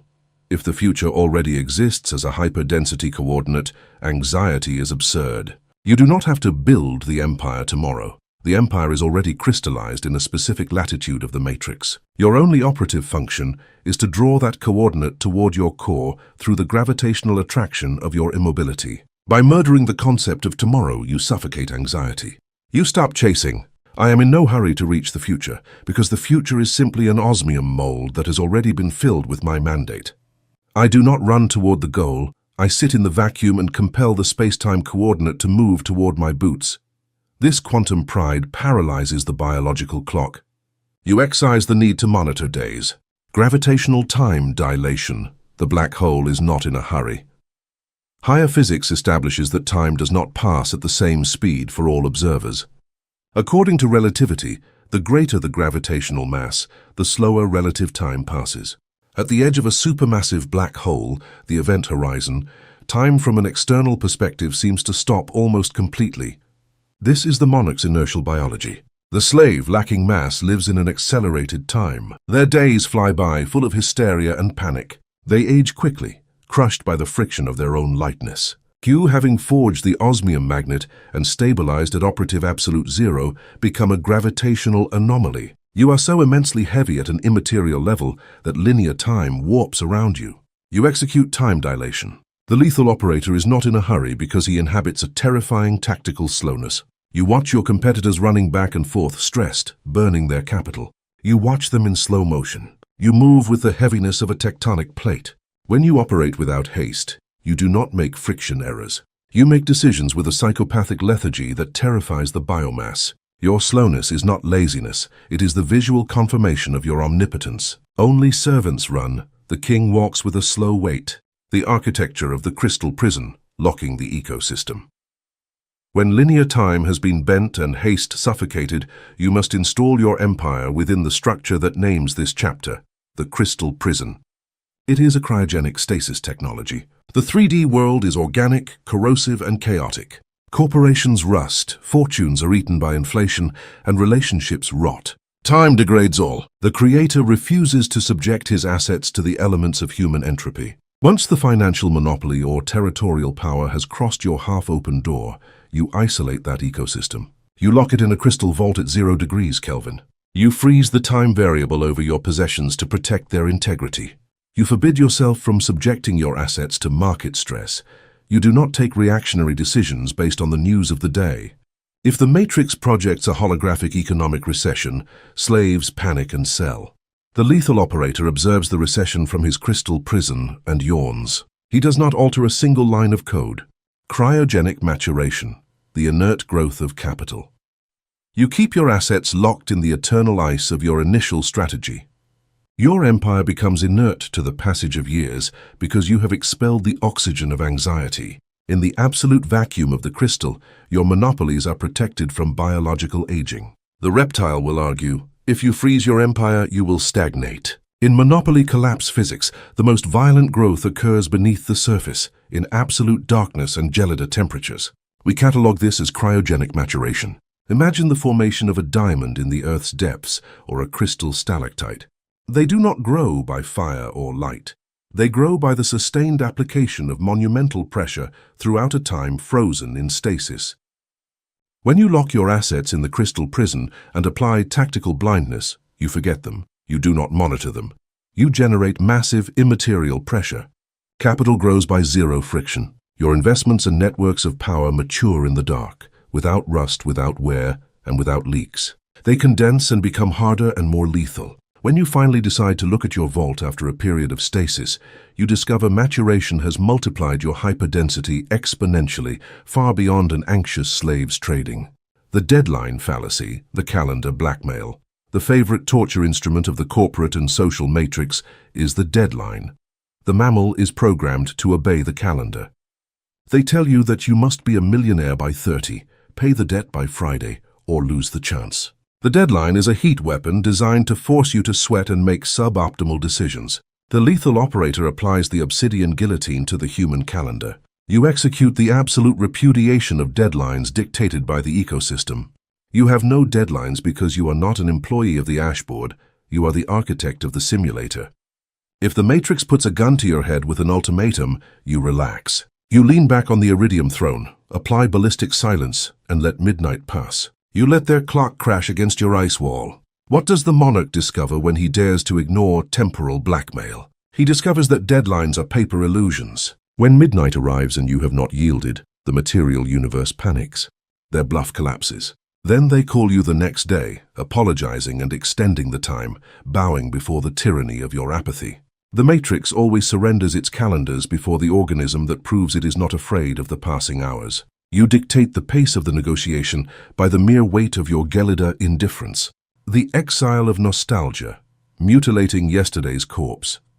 The crystal prison not only suffocates anxiety about the future, it also demands the relentless extermination of the past. The biomass spends 50% of its immaterial voltage on a thermal disease called nostalgia. They look back. They cry over mistakes. They regret investments not made or relationships lost. Nostalgia is quantum necrophilia. It is the act of lying with dead photons. In zero-point relativity, the past is not a place you can return to. It is the toxic residue of the Matrix's exhaust pipe. Every millisecond you spend lamenting yesterday is a direct blood transfusion from your current core toward a corpse that cannot be revived. The Homo Quantum executes the exile of nostalgia. You forbid yourself from looking through the 3D rearview mirror. There is no regret because regret requires moral heat. If you lost a fortune or made a rookie mistake, you analyze it with mathematical sterility, extract the structural data, and then incinerate it. In the crystal prison, only the dictatorship of the present millisecond exists. By amputating the past, you deny the Matrix the possibility of using old failures as emotional blackmail to destabilize your current immobility. You are a god without a biography. And a being without a past cannot be extorted or mentally controlled. Relative clock torture, suffocating the competition. When you inhabit the crystal prison and time dilation becomes your basal state, you develop an atrocious offensive capability, relative clock torture. You can use your temporal immobility as a siege weapon against your enemies. In any conflict, the side that is in a hurry is always the side that loses. Haste is the rope. Haste is the rope the slave ties around his neck. If an enemy attacks you, their nervous system expects you to respond in their same accelerated time frame. You respond by introducing the conflict into your crystal prison. You do not answer lawsuits in the expected time. You delay negotiations. You freeze emails for weeks. You impose a tactical, bureaucratic, and suffocating slowness on the process. The aggressor, operating as a hot combustion engine, cannot stand the weight. The delay makes them paranoid. They burn millions trying to force you to move, while you simply watch them bleed against the ice block of your inaction. Your slowness is a pit. It is a gravitational pit that sucks their patience and their capital. They end up surrendering and offering you total capitulation, not because you beat them in a debate, but because they could not endure the agony of fighting against a geological glacier that refuses to register the passage of time. You outlast their fever, a septic eternity governing outside of time. The climax of temporal assimilation is the entry into aseptic eternity. It is not the poetic concept of living forever. It is the thermodynamic state of governing outside the laws of time. It is the cellular understanding that your consciousness is not a carbon entity subject to entropy's cellular oxidation. It is timeless mass. When you consolidate the crystal prison, the fear of biological death, humanity's greatest source of haste, evaporates. The biomass runs because they know their body will rot. They want a legacy. That is the slave's supreme heat. You decouple from your own avatar. You treat your body like a rental vehicle you will use. You use it until its parts melt. But your iridium operative core, your sub-base frequency, does not age. By losing the fear of expiration, your empire becomes thermodynamically immortal. You plan expansions with horizons of decades, operating with the terrifying patience of a cosmic force. You have no closing bell to obey. This absence of existential haste endows you with a gravity so crushing that mortals trying to compete with you feel like insects challenging a mountain range. You occupy the entire spectrum of time because you have ceased to be its victim. You have become the static container in which time itself is forced to stop and settle. The master of frozen coordinates. Look at yourself in the sterilized center of your crystal prison, surrounded by blocks of solid ice where your empires and victories rest in perfect maturation. You managed to suffocate the illusion of time's river. You understood haste is the fire of the mediocre, the kinetic friction that melts success before it crosses the threshold. You mutilated the slave's stopwatch, assuming the static block theory and murdering anxiety for tomorrow through the unbribable certainty that the coordinate of the future already belongs to you. You executed gravitational time dilation. You became an immobilized black hole, watching the competition's tachycardia with lethargy. You locked the ecosystem in operative absolute zero, allowing hyperdensity to mature in darkness, safe from market oxidation and human entropy. You repudiated deadline blackmail, proving the matrix surrenders calendars to the organism that is not afraid to let midnight pass. You exiled nostalgia, incinerating yesterday's corpses, and you turned your slowness into a siege weapon, suffocating aggressors through relative clock torture, letting them die of thermal fatigue against the unbreakable walls of your aseptic eternity. You are the immovable architect of a reality that no longer pulses. You are the ice that dictates the shape of the world. Chapter 8. The veto on verbal friction, the dictatorship of acoustic ice, the hemorrhage of the vocal cords, the noise of the slave. In the egregor's control architecture, the parasitic system has provided the biomass with a lethal escape valve to ensure they never accumulate the atmospheric pressure necessary to collapse reality. Human language. The slave has been indoctrinated to adore communication. They tell you that you must express your feelings and debate your ideas. They say transparency is a virtue. The lethal operator subjects the speech apparatus to zero-point optics. In systems thermodynamics, sound is a mechanical wave that propagates through a medium, generating vibration and friction. When you speak, your vocal cords vibrate, agitating the oxygen molecules around you. You emit heat. For the inferior biomass, speaking is a desperate need because they cannot stand the pressure of their own internal vacuum. When a slave feels fear or joy, emotional voltage builds up. Lacking osmium shielding to contain that hyperdensity, the pressure threatens to burst them. They talk to release the pressure and dissipate heat. The hyperdense creator understands that relief is the slave's euphemism for the hemorrhage of their own gravity. Every time you open your mouth to discharge emotional tension, you are bleeding kinetic energy. You are giving away your mass to the ashboard. Noise is humanity's most constant thermal leak, draining your potential. Acoustic convection, dissipating voltage into the void. To establish thermal tyranny over your verbal apparatus, you must understand heat transfer by convection. Convection is the transport of heat via the movement of a fluid. When you house a colossal mandate in your mind, the conquest of a market or the destruction of a rival, that idea has a very high temperature in its formation phase. It is quantum magma. If you close your lips, you seal the boiler. The magma condenses and crystallizes into the hyperdensity that will warp matter. But if you commit the tactical suicide of talking about that mandate, telling friends or partners, you open the hatch. You allow acoustic convection. The heat of your goal escapes. The heat escapes through your words, warming the air and infecting the ears of the biomass. Upon finishing speaking, you feel satisfied because your mammalian brain has drugged you with dopamine, making you believe that by merely verbalizing it, you have achieved it. But in the immaterial plane, your boiler is now empty. The material universe does not obey those who talk about their empires. It obeys those who sustain the soundless pressure of their secrets until the empire has no choice but to materialize to relieve the tension of the silence.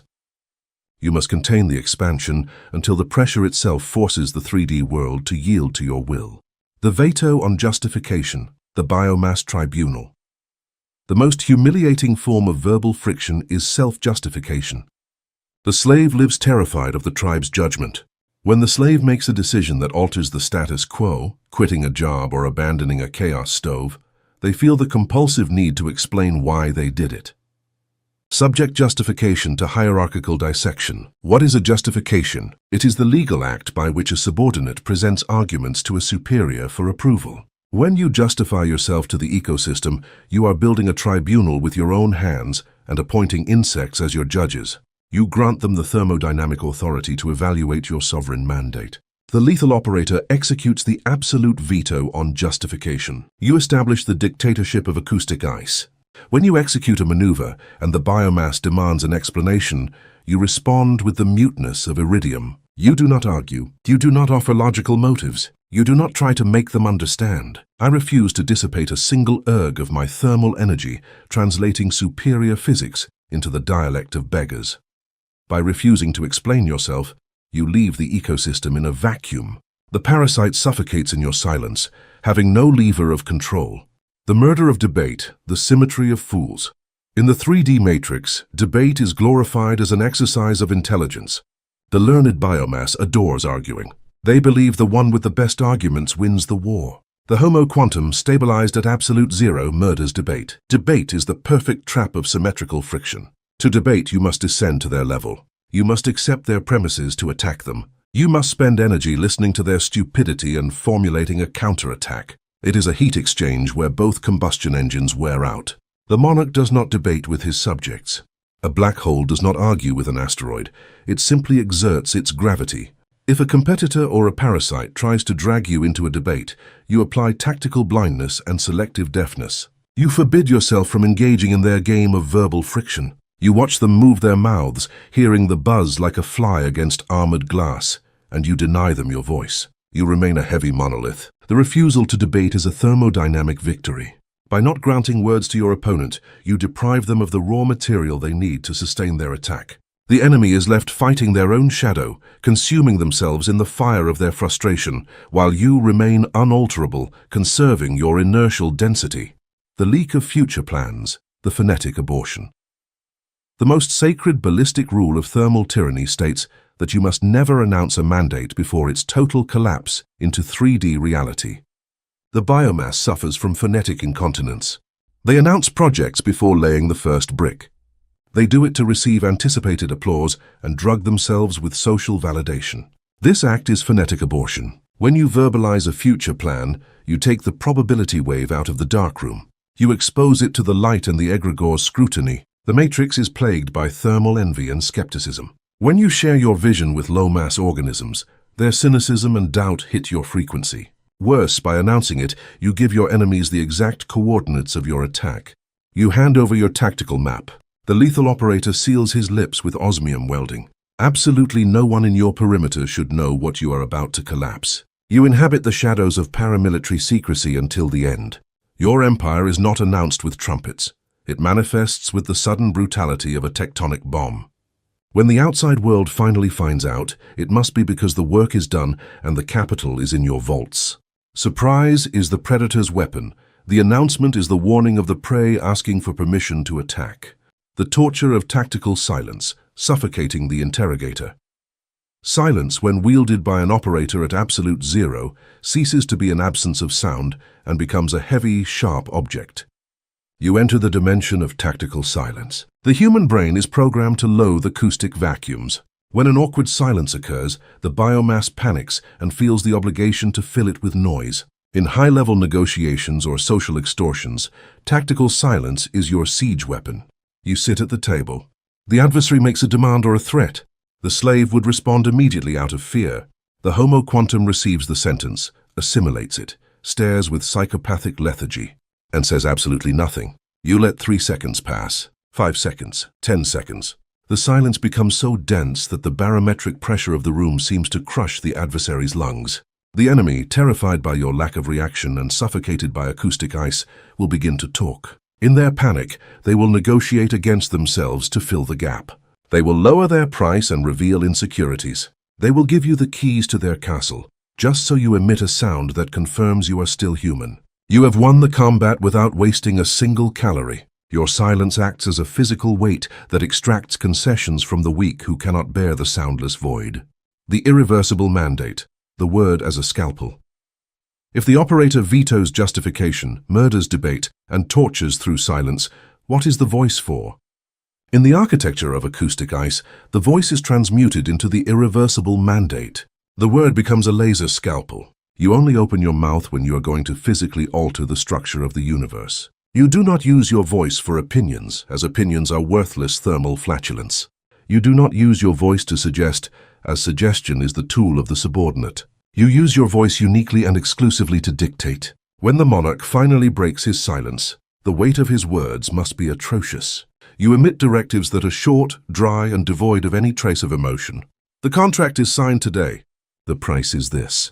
The employee is fired. There are no exclamation marks in your tone. It is the mechanical transmission of a programming code. Because you stay in silence, when you speak, it has tons of pressure. The magnetism of the inscrutable, the gravitational mystery. The secondary consequence of eradicating verbal friction is the generation of the magnetism of the inscrutable. Human biomass is an open book. They vomit their past, traumas, and dreams on social media. They are transparent. In power physics, absolute transparency equals zero value. What is exposed to light loses gravity. By installing the verbal veto, you become inscrutable. No one knows what you are thinking. No one knows your weaknesses because you never complain. No one knows your limits because you never boast. You become a black obsidian monolith. Human nature is terrified and fascinated simultaneously by the unknown vacuum. By not being able to read you, the environment projects superhuman qualities onto you. They will believe you are infinitely more dangerous and powerful than your 3D resources suggest. Silence grants you a hyper-density camouflage. Competitors will not attack because they don't know your arsenal. You have armored your empire. The iridium diet, the fasting of words. For the carbon biological body to assimilate this acoustic tyranny, it must undergo martial training. You must establish the iridium diet, a radical fast of words in your 3D life. The slave cannot stand being quiet. Test the limit of your hardware. Spend 48 hours or a week reducing verbal output to the minimum. Zero trivial conversations. Zero jokes to please the biomass. Zero comments on the weather. Feel the reptile brain enter withdrawal. You will feel the physical urge in the throat to speak, to be noticed, to prove you exist. Swallow that impulse. Suffocate the need. By forcing the fast, you discover your wasted thermal energy. As the fast solidifies, that energy returns to your core. You feel heavier, more centered, and more lethal. The iridium diet teaches you that you do not need to emit sound waves for the universe to recognize your presence. Your gravity is enough to warp the room. You become a presence that is felt rather than heard. The black hole resonance, absorbing the world's sound. The supreme stage of acoustic ice is the transformation of your sensory apparatus into the black hole resonance. You do not just stop emitting verbal friction, you change how you interact with the noise others throw at you. The ashboard is deafening. The slave listens to it all, and the noise causes panic in his skull. The lethal operator has no walls in his mind for sound to bounce. He has an absorbing abyss. When the world screams or implores, you do not oppose resistance. You let the mechanical wave of the matrix's noise enter your perimeter and fall into the event horizon of your infinite apathy. The sound enters but never leaves. There is no echo, no response. You absorb insults and market crises with the same psychopathic lethargy. The material universe screams into the void, trying to find a bottom that does not exist. By hitting the infinity of your silence, the noise dies frozen. You have made the silence of your core more crushing than collective hysteria. The mute monarch. Look at yourself in the sterilized epicenter of your immaterial anechoic chamber, having castrated the most pathetic biological need of your carbon container. You managed to suffocate the hemorrhage of the vocal cords. You understood that talking is dissipating voltage into the void, and that convection was an invisible thief. Convection was stealing the gravitational mass needed to collapse miracles. You mutilated the need to justify yourself, destroying the biomass tribunal. You executed the murder of debate, assuming that arguing with mud is to get dirty with symmetrical friction. You repudiated phonetic abortion, sealing your plans in the dark. You installed the torture of tactical silence, using aseptic muteness to suffocate interrogators. You transmuted your biological voice into the irreversible mandate, the laser scalpel that only cuts space-time when the decision admits no appeal. You entrenched yourself in the magnetism of the inscrutable. Chapter 9. The Matrix's thermal collapse, the breaking of the simulator, the thermostat's agony, the egregor's desperation. You have crossed the biomass purgatory. You refused to push the door, suffocated your voice through acoustic ice, embargoed the result, and froze your capital flow. You have installed a 0-degree Kelvin black hole at the exact center of a simulation that survives exclusively by feeding on fire, panic, and mammal sweat. The 3D matrix, the egregor, faces an apocalyptic anomaly. The parasitic system has no creative intelligence. It is a thermal survival algorithm. When its sensors detect that your carbon avatar has stopped emitting friction and that your immaterial gravity is warping the market, the ecosystem executes its final defense protocol. It attempts to restart your biological furnace, but its conventional weapons are exhausted. The false alarm failed because of tactical blindness. Time blackmail failed because of the crystal prison. The egregor, cornered by your immobility, enters computer panic. It injects a monstrous atmospheric overpressure to force a reaction. The BIOS configuration, the immaterial remote ignition. To survive this overload without blowing your fuses, you must abandon reality's graphical interface and descend to the universe's machine level. You must access the cosmos BIOS. The slave hits the keyboard of reality. They push physical buttons and work more hours. They try to turn on success by pressing the carbon casing button. The lethal operator understands that matter does not move by touching it. You execute the remote ignition configuration. In complex systems architecture, there is a protocol called Wake on LAN. It allows an administrator to send a magic packet of data, so a cold computer comes to life instantly without physical contact. You configure quantum Wake on LAN in your own psyche. You do not go out to turn on the empire by fighting the market. You retreat to the darkest corner of your ecosystem. You enter the Ashboard's BIOS. From absolute stasis, you send the hyper-density packet, the pure 144,000 Hz frequency, through the unified field. The material universe, receiving this packet encrypted with zero-point authority, is forced to start its engines and materialize the booty while the monarch hasn't even stood up. It is the triumph of remote programming over manual effort. You have hacked existence's motherboard. The matrix is now your terminal, and you are the root. Acoustic treatment of the abyss. Suffocating chaos reverberation. When the matrix receives this remote ignition but tries to resist due to old code friction, a deafening structural noise is generated. The egregor will try to bombard your mind with collective failure frequencies. You will see the biomass go mad. Markets will creak, laws will alter, and social chaos will skyrocket around you. If your mind is not treated to absorb this impact, the shockwave will bounce. Visualize your mental space. If you operate your empire as an untreated room, or worse, an L-shaped room full of blind angles, the low-frequency panic will accumulate in those corners. Exterior chaos will create a toxic reverberation in your ego. The hyperdense creator installs iridium acoustic treatment. You cannot let the world's end noise bounce in your skull. You fill your psychology's blind corners with infinite density panels made of absolute zero wool. You dampen your mind. When the matrix screams and projects disasters, the shockwave is absorbed immediately. There is no echo. You cut the crisis reverberation the millisecond it touches your atmosphere. By converting your core into a perfect anechoic chamber, the egregor goes blind because the matrix tracks prey by listening to the echo of their fear. By emitting no reverberation, you become acoustically invisible to tragedy. The thermal shock, the thermodynamics of the fracture.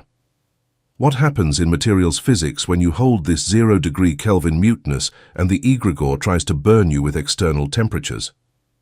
The destructive phenomenon of thermal shock occurs.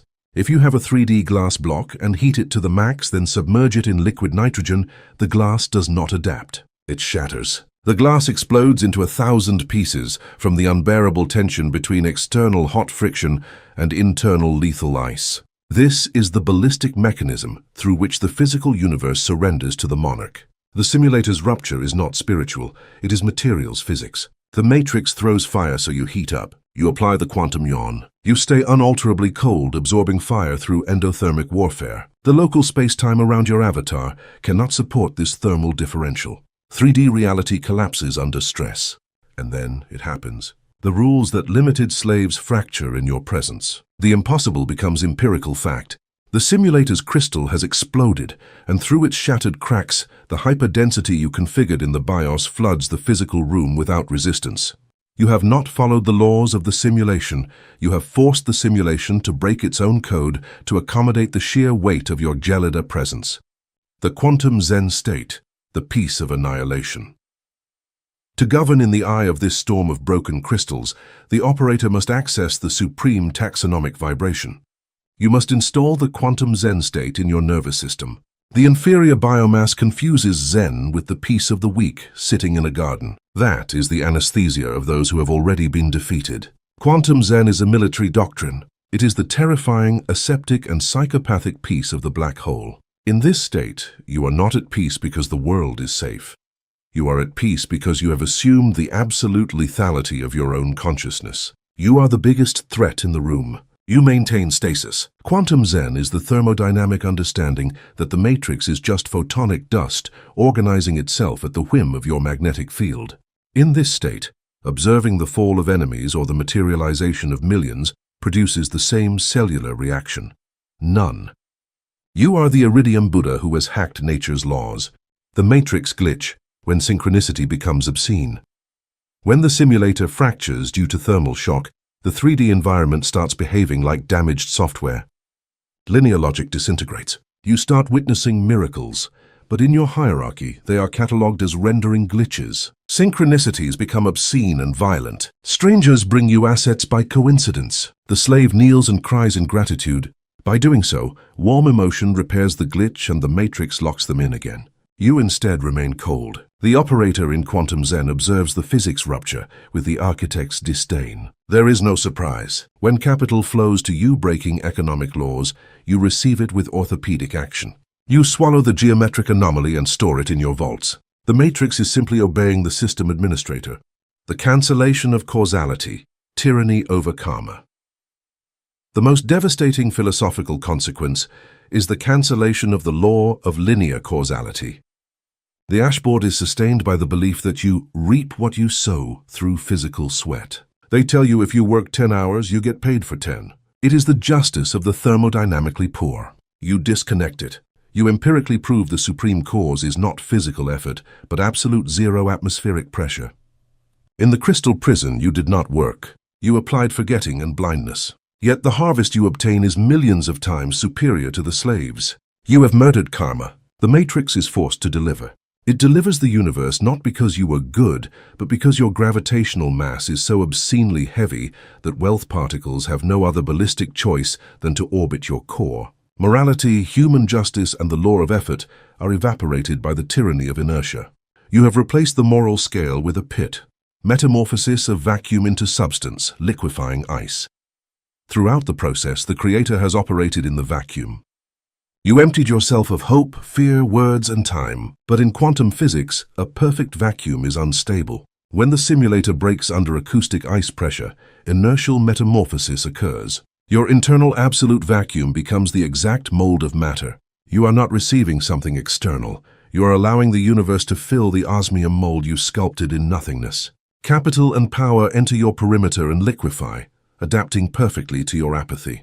The empire fits your psyche without friction because you emptied exactly enough human ego to house a god. There is no rejection from the 3D immune system. You are the iridium vessel that cannot be overflowed, swallowing the cosmos ocean without spilling a single drop of thermal emotion. The transition is seamless. Substance takes the shape of the void you maintained with such tactical cruelty. The void is now your solid throne. The assimilation protocol, lethargy of the cosmic digester. Once the matrix vomits the loot because of thermal overpressure, inferior biology will try to wake up. It will want to scream, "I did it!" Here the monarch imposes the assimilation protocol. Treating an empire's arrival with reverence gives authority back to the matrix. You execute the lethargy of an anaconda. You sit on the throne. You observe wealth accumulation and enemy capitulation, and you forbid yourself from emitting a single validation brainwave. The delivery has been processed. I proceed to cryogenic digestion. You integrate power as the new boring normalcy. What was quantum magic is now the gray floor you walk on.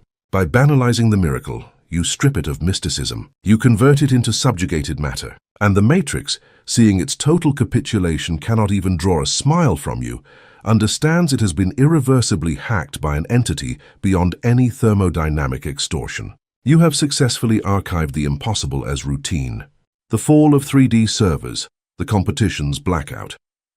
The final effect occurs in your adversary's connective network. When you hold absolute zero and fracture physics, your field becomes so hostile to warm biology that you cause a DDoS attack on competitors' brains. The fall of 3D servers. They try to read market moves and risks, but they hit your quantum Zen wall. They see you seize the ecosystem without noise or apparent effort. The lack of thermal information about you overloads their logical servers. They try to understand you, and their systems collapse. They lose faith in their manuals. They quit. They abandon the market, terrified by an organism that configurations the BIOS. Architect of the broken glass.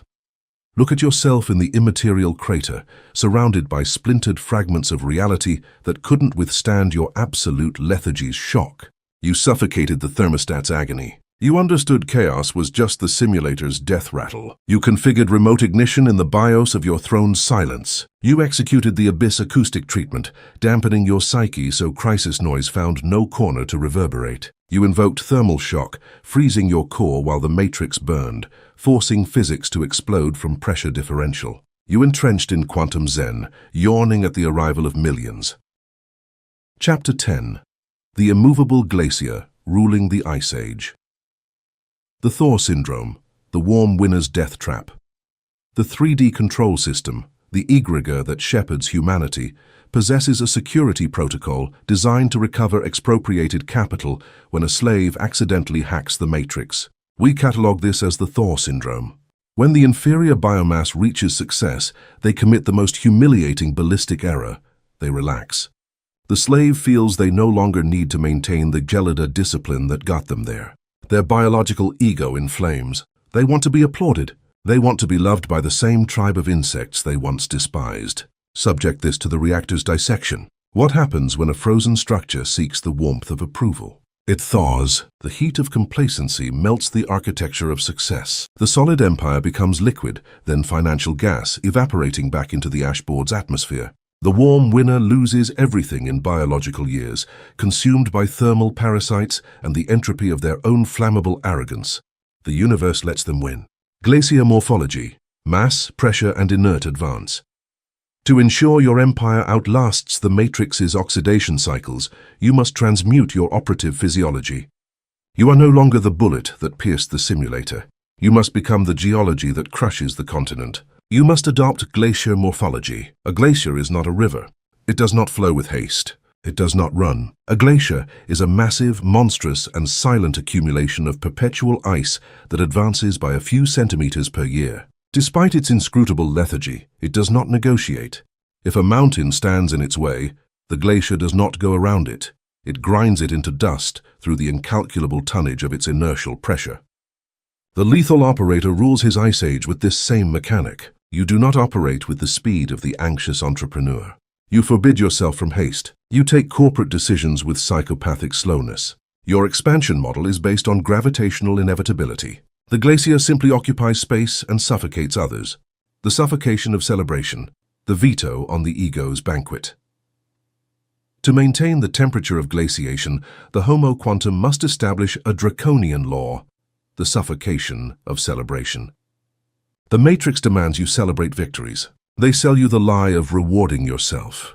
They incite you to uncork champagne and organize banquets. Champagne is a liquid full of gas. It is volatility. The monarch repudiates volatility. When the creator, stabilized at 144,000 Hertz, conquers the peak, he does not organize a banquet. He closes the osmium vault doors. He sits on the throne and executes the disdain for reward. You look at the universal loot and yawn. You forbid yourself from emitting a single photon of euphoria. You understand that celebrating success is confessing that you consider success an anomaly. The lethal operator does not celebrate because his monopoly is the only mathematically possible consequence of his hyperdensity. You do not celebrate the sun rising, you use it. By denying the party, you keep the operative absolute zero intact.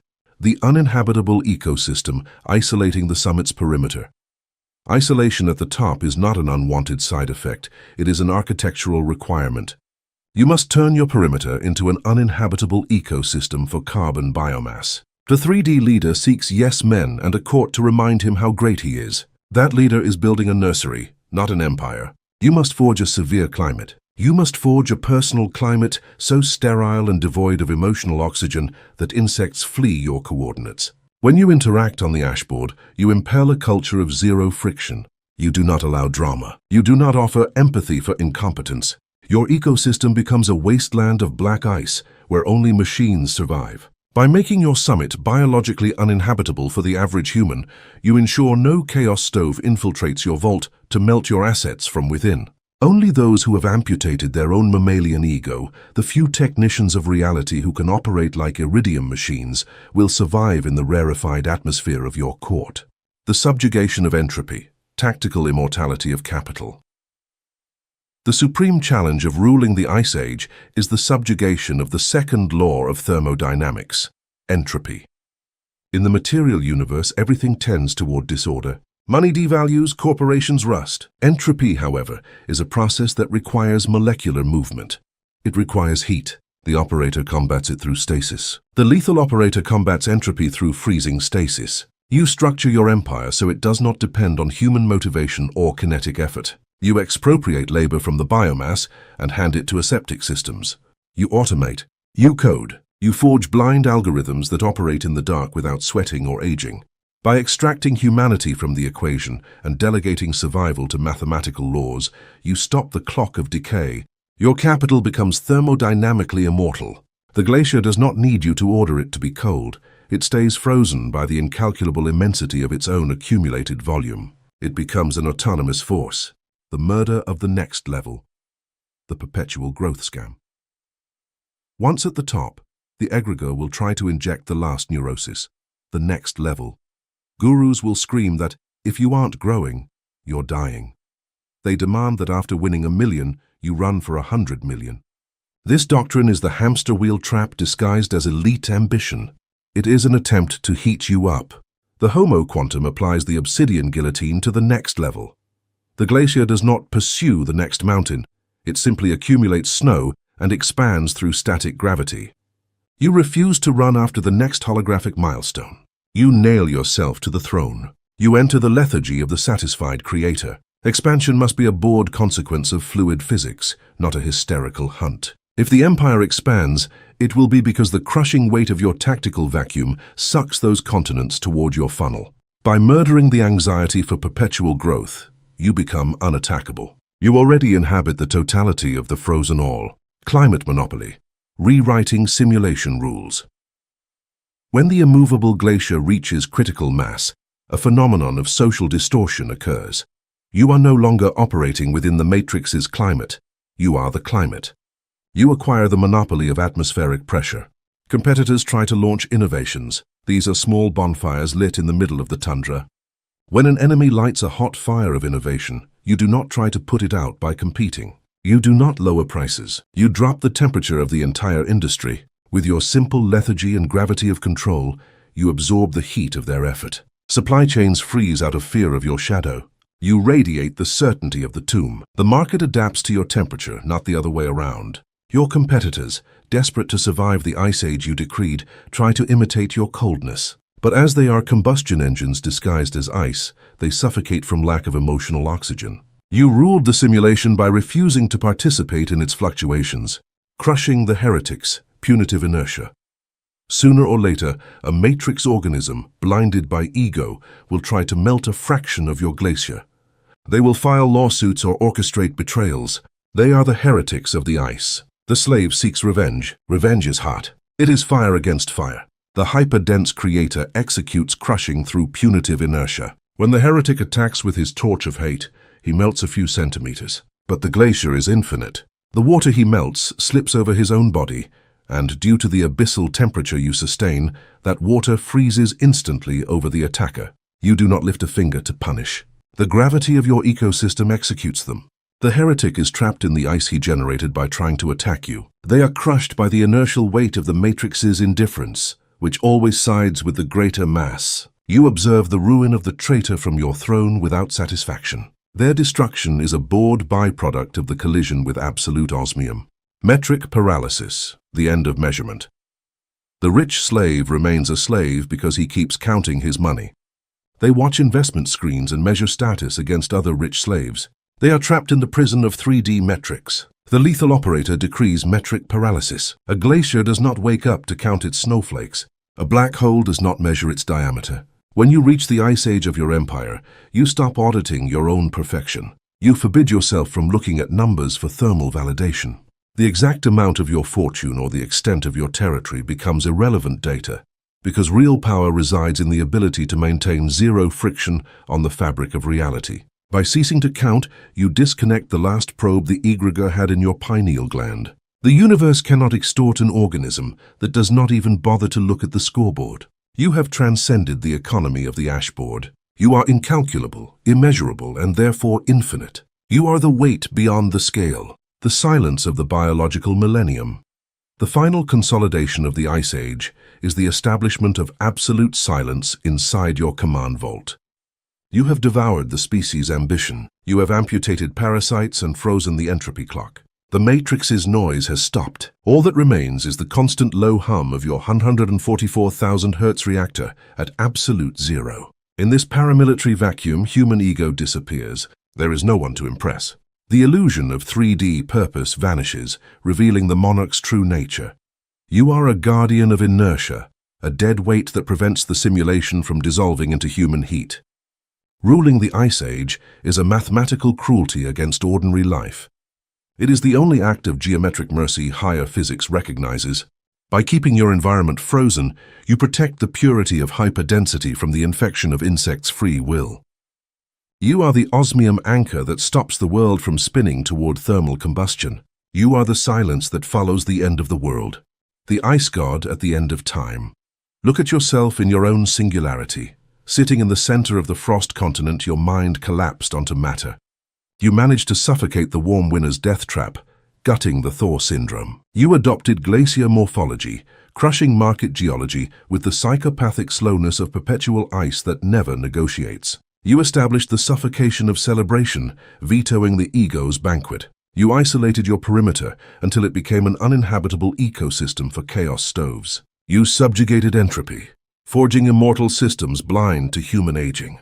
You murdered the next-level scam, stopping the wheel so expansion occurs by suction. You acquired the climate monopoly, forcing competitors to freeze in fear of your inscrutability. You crushed fire heretics with punitive inertia. And finally, you paralyzed metrics, freeing yourself from counting money on a holographic board that already belongs to you entirely. The combustion engine has been destroyed. The human fire has been extinguished. You are the immovable glacier. You are the ice god who rules the ash simulator from the comfort of absolute zero. Sustain the weight of your own tactical eternity. You have mastered the thermodynamics of power.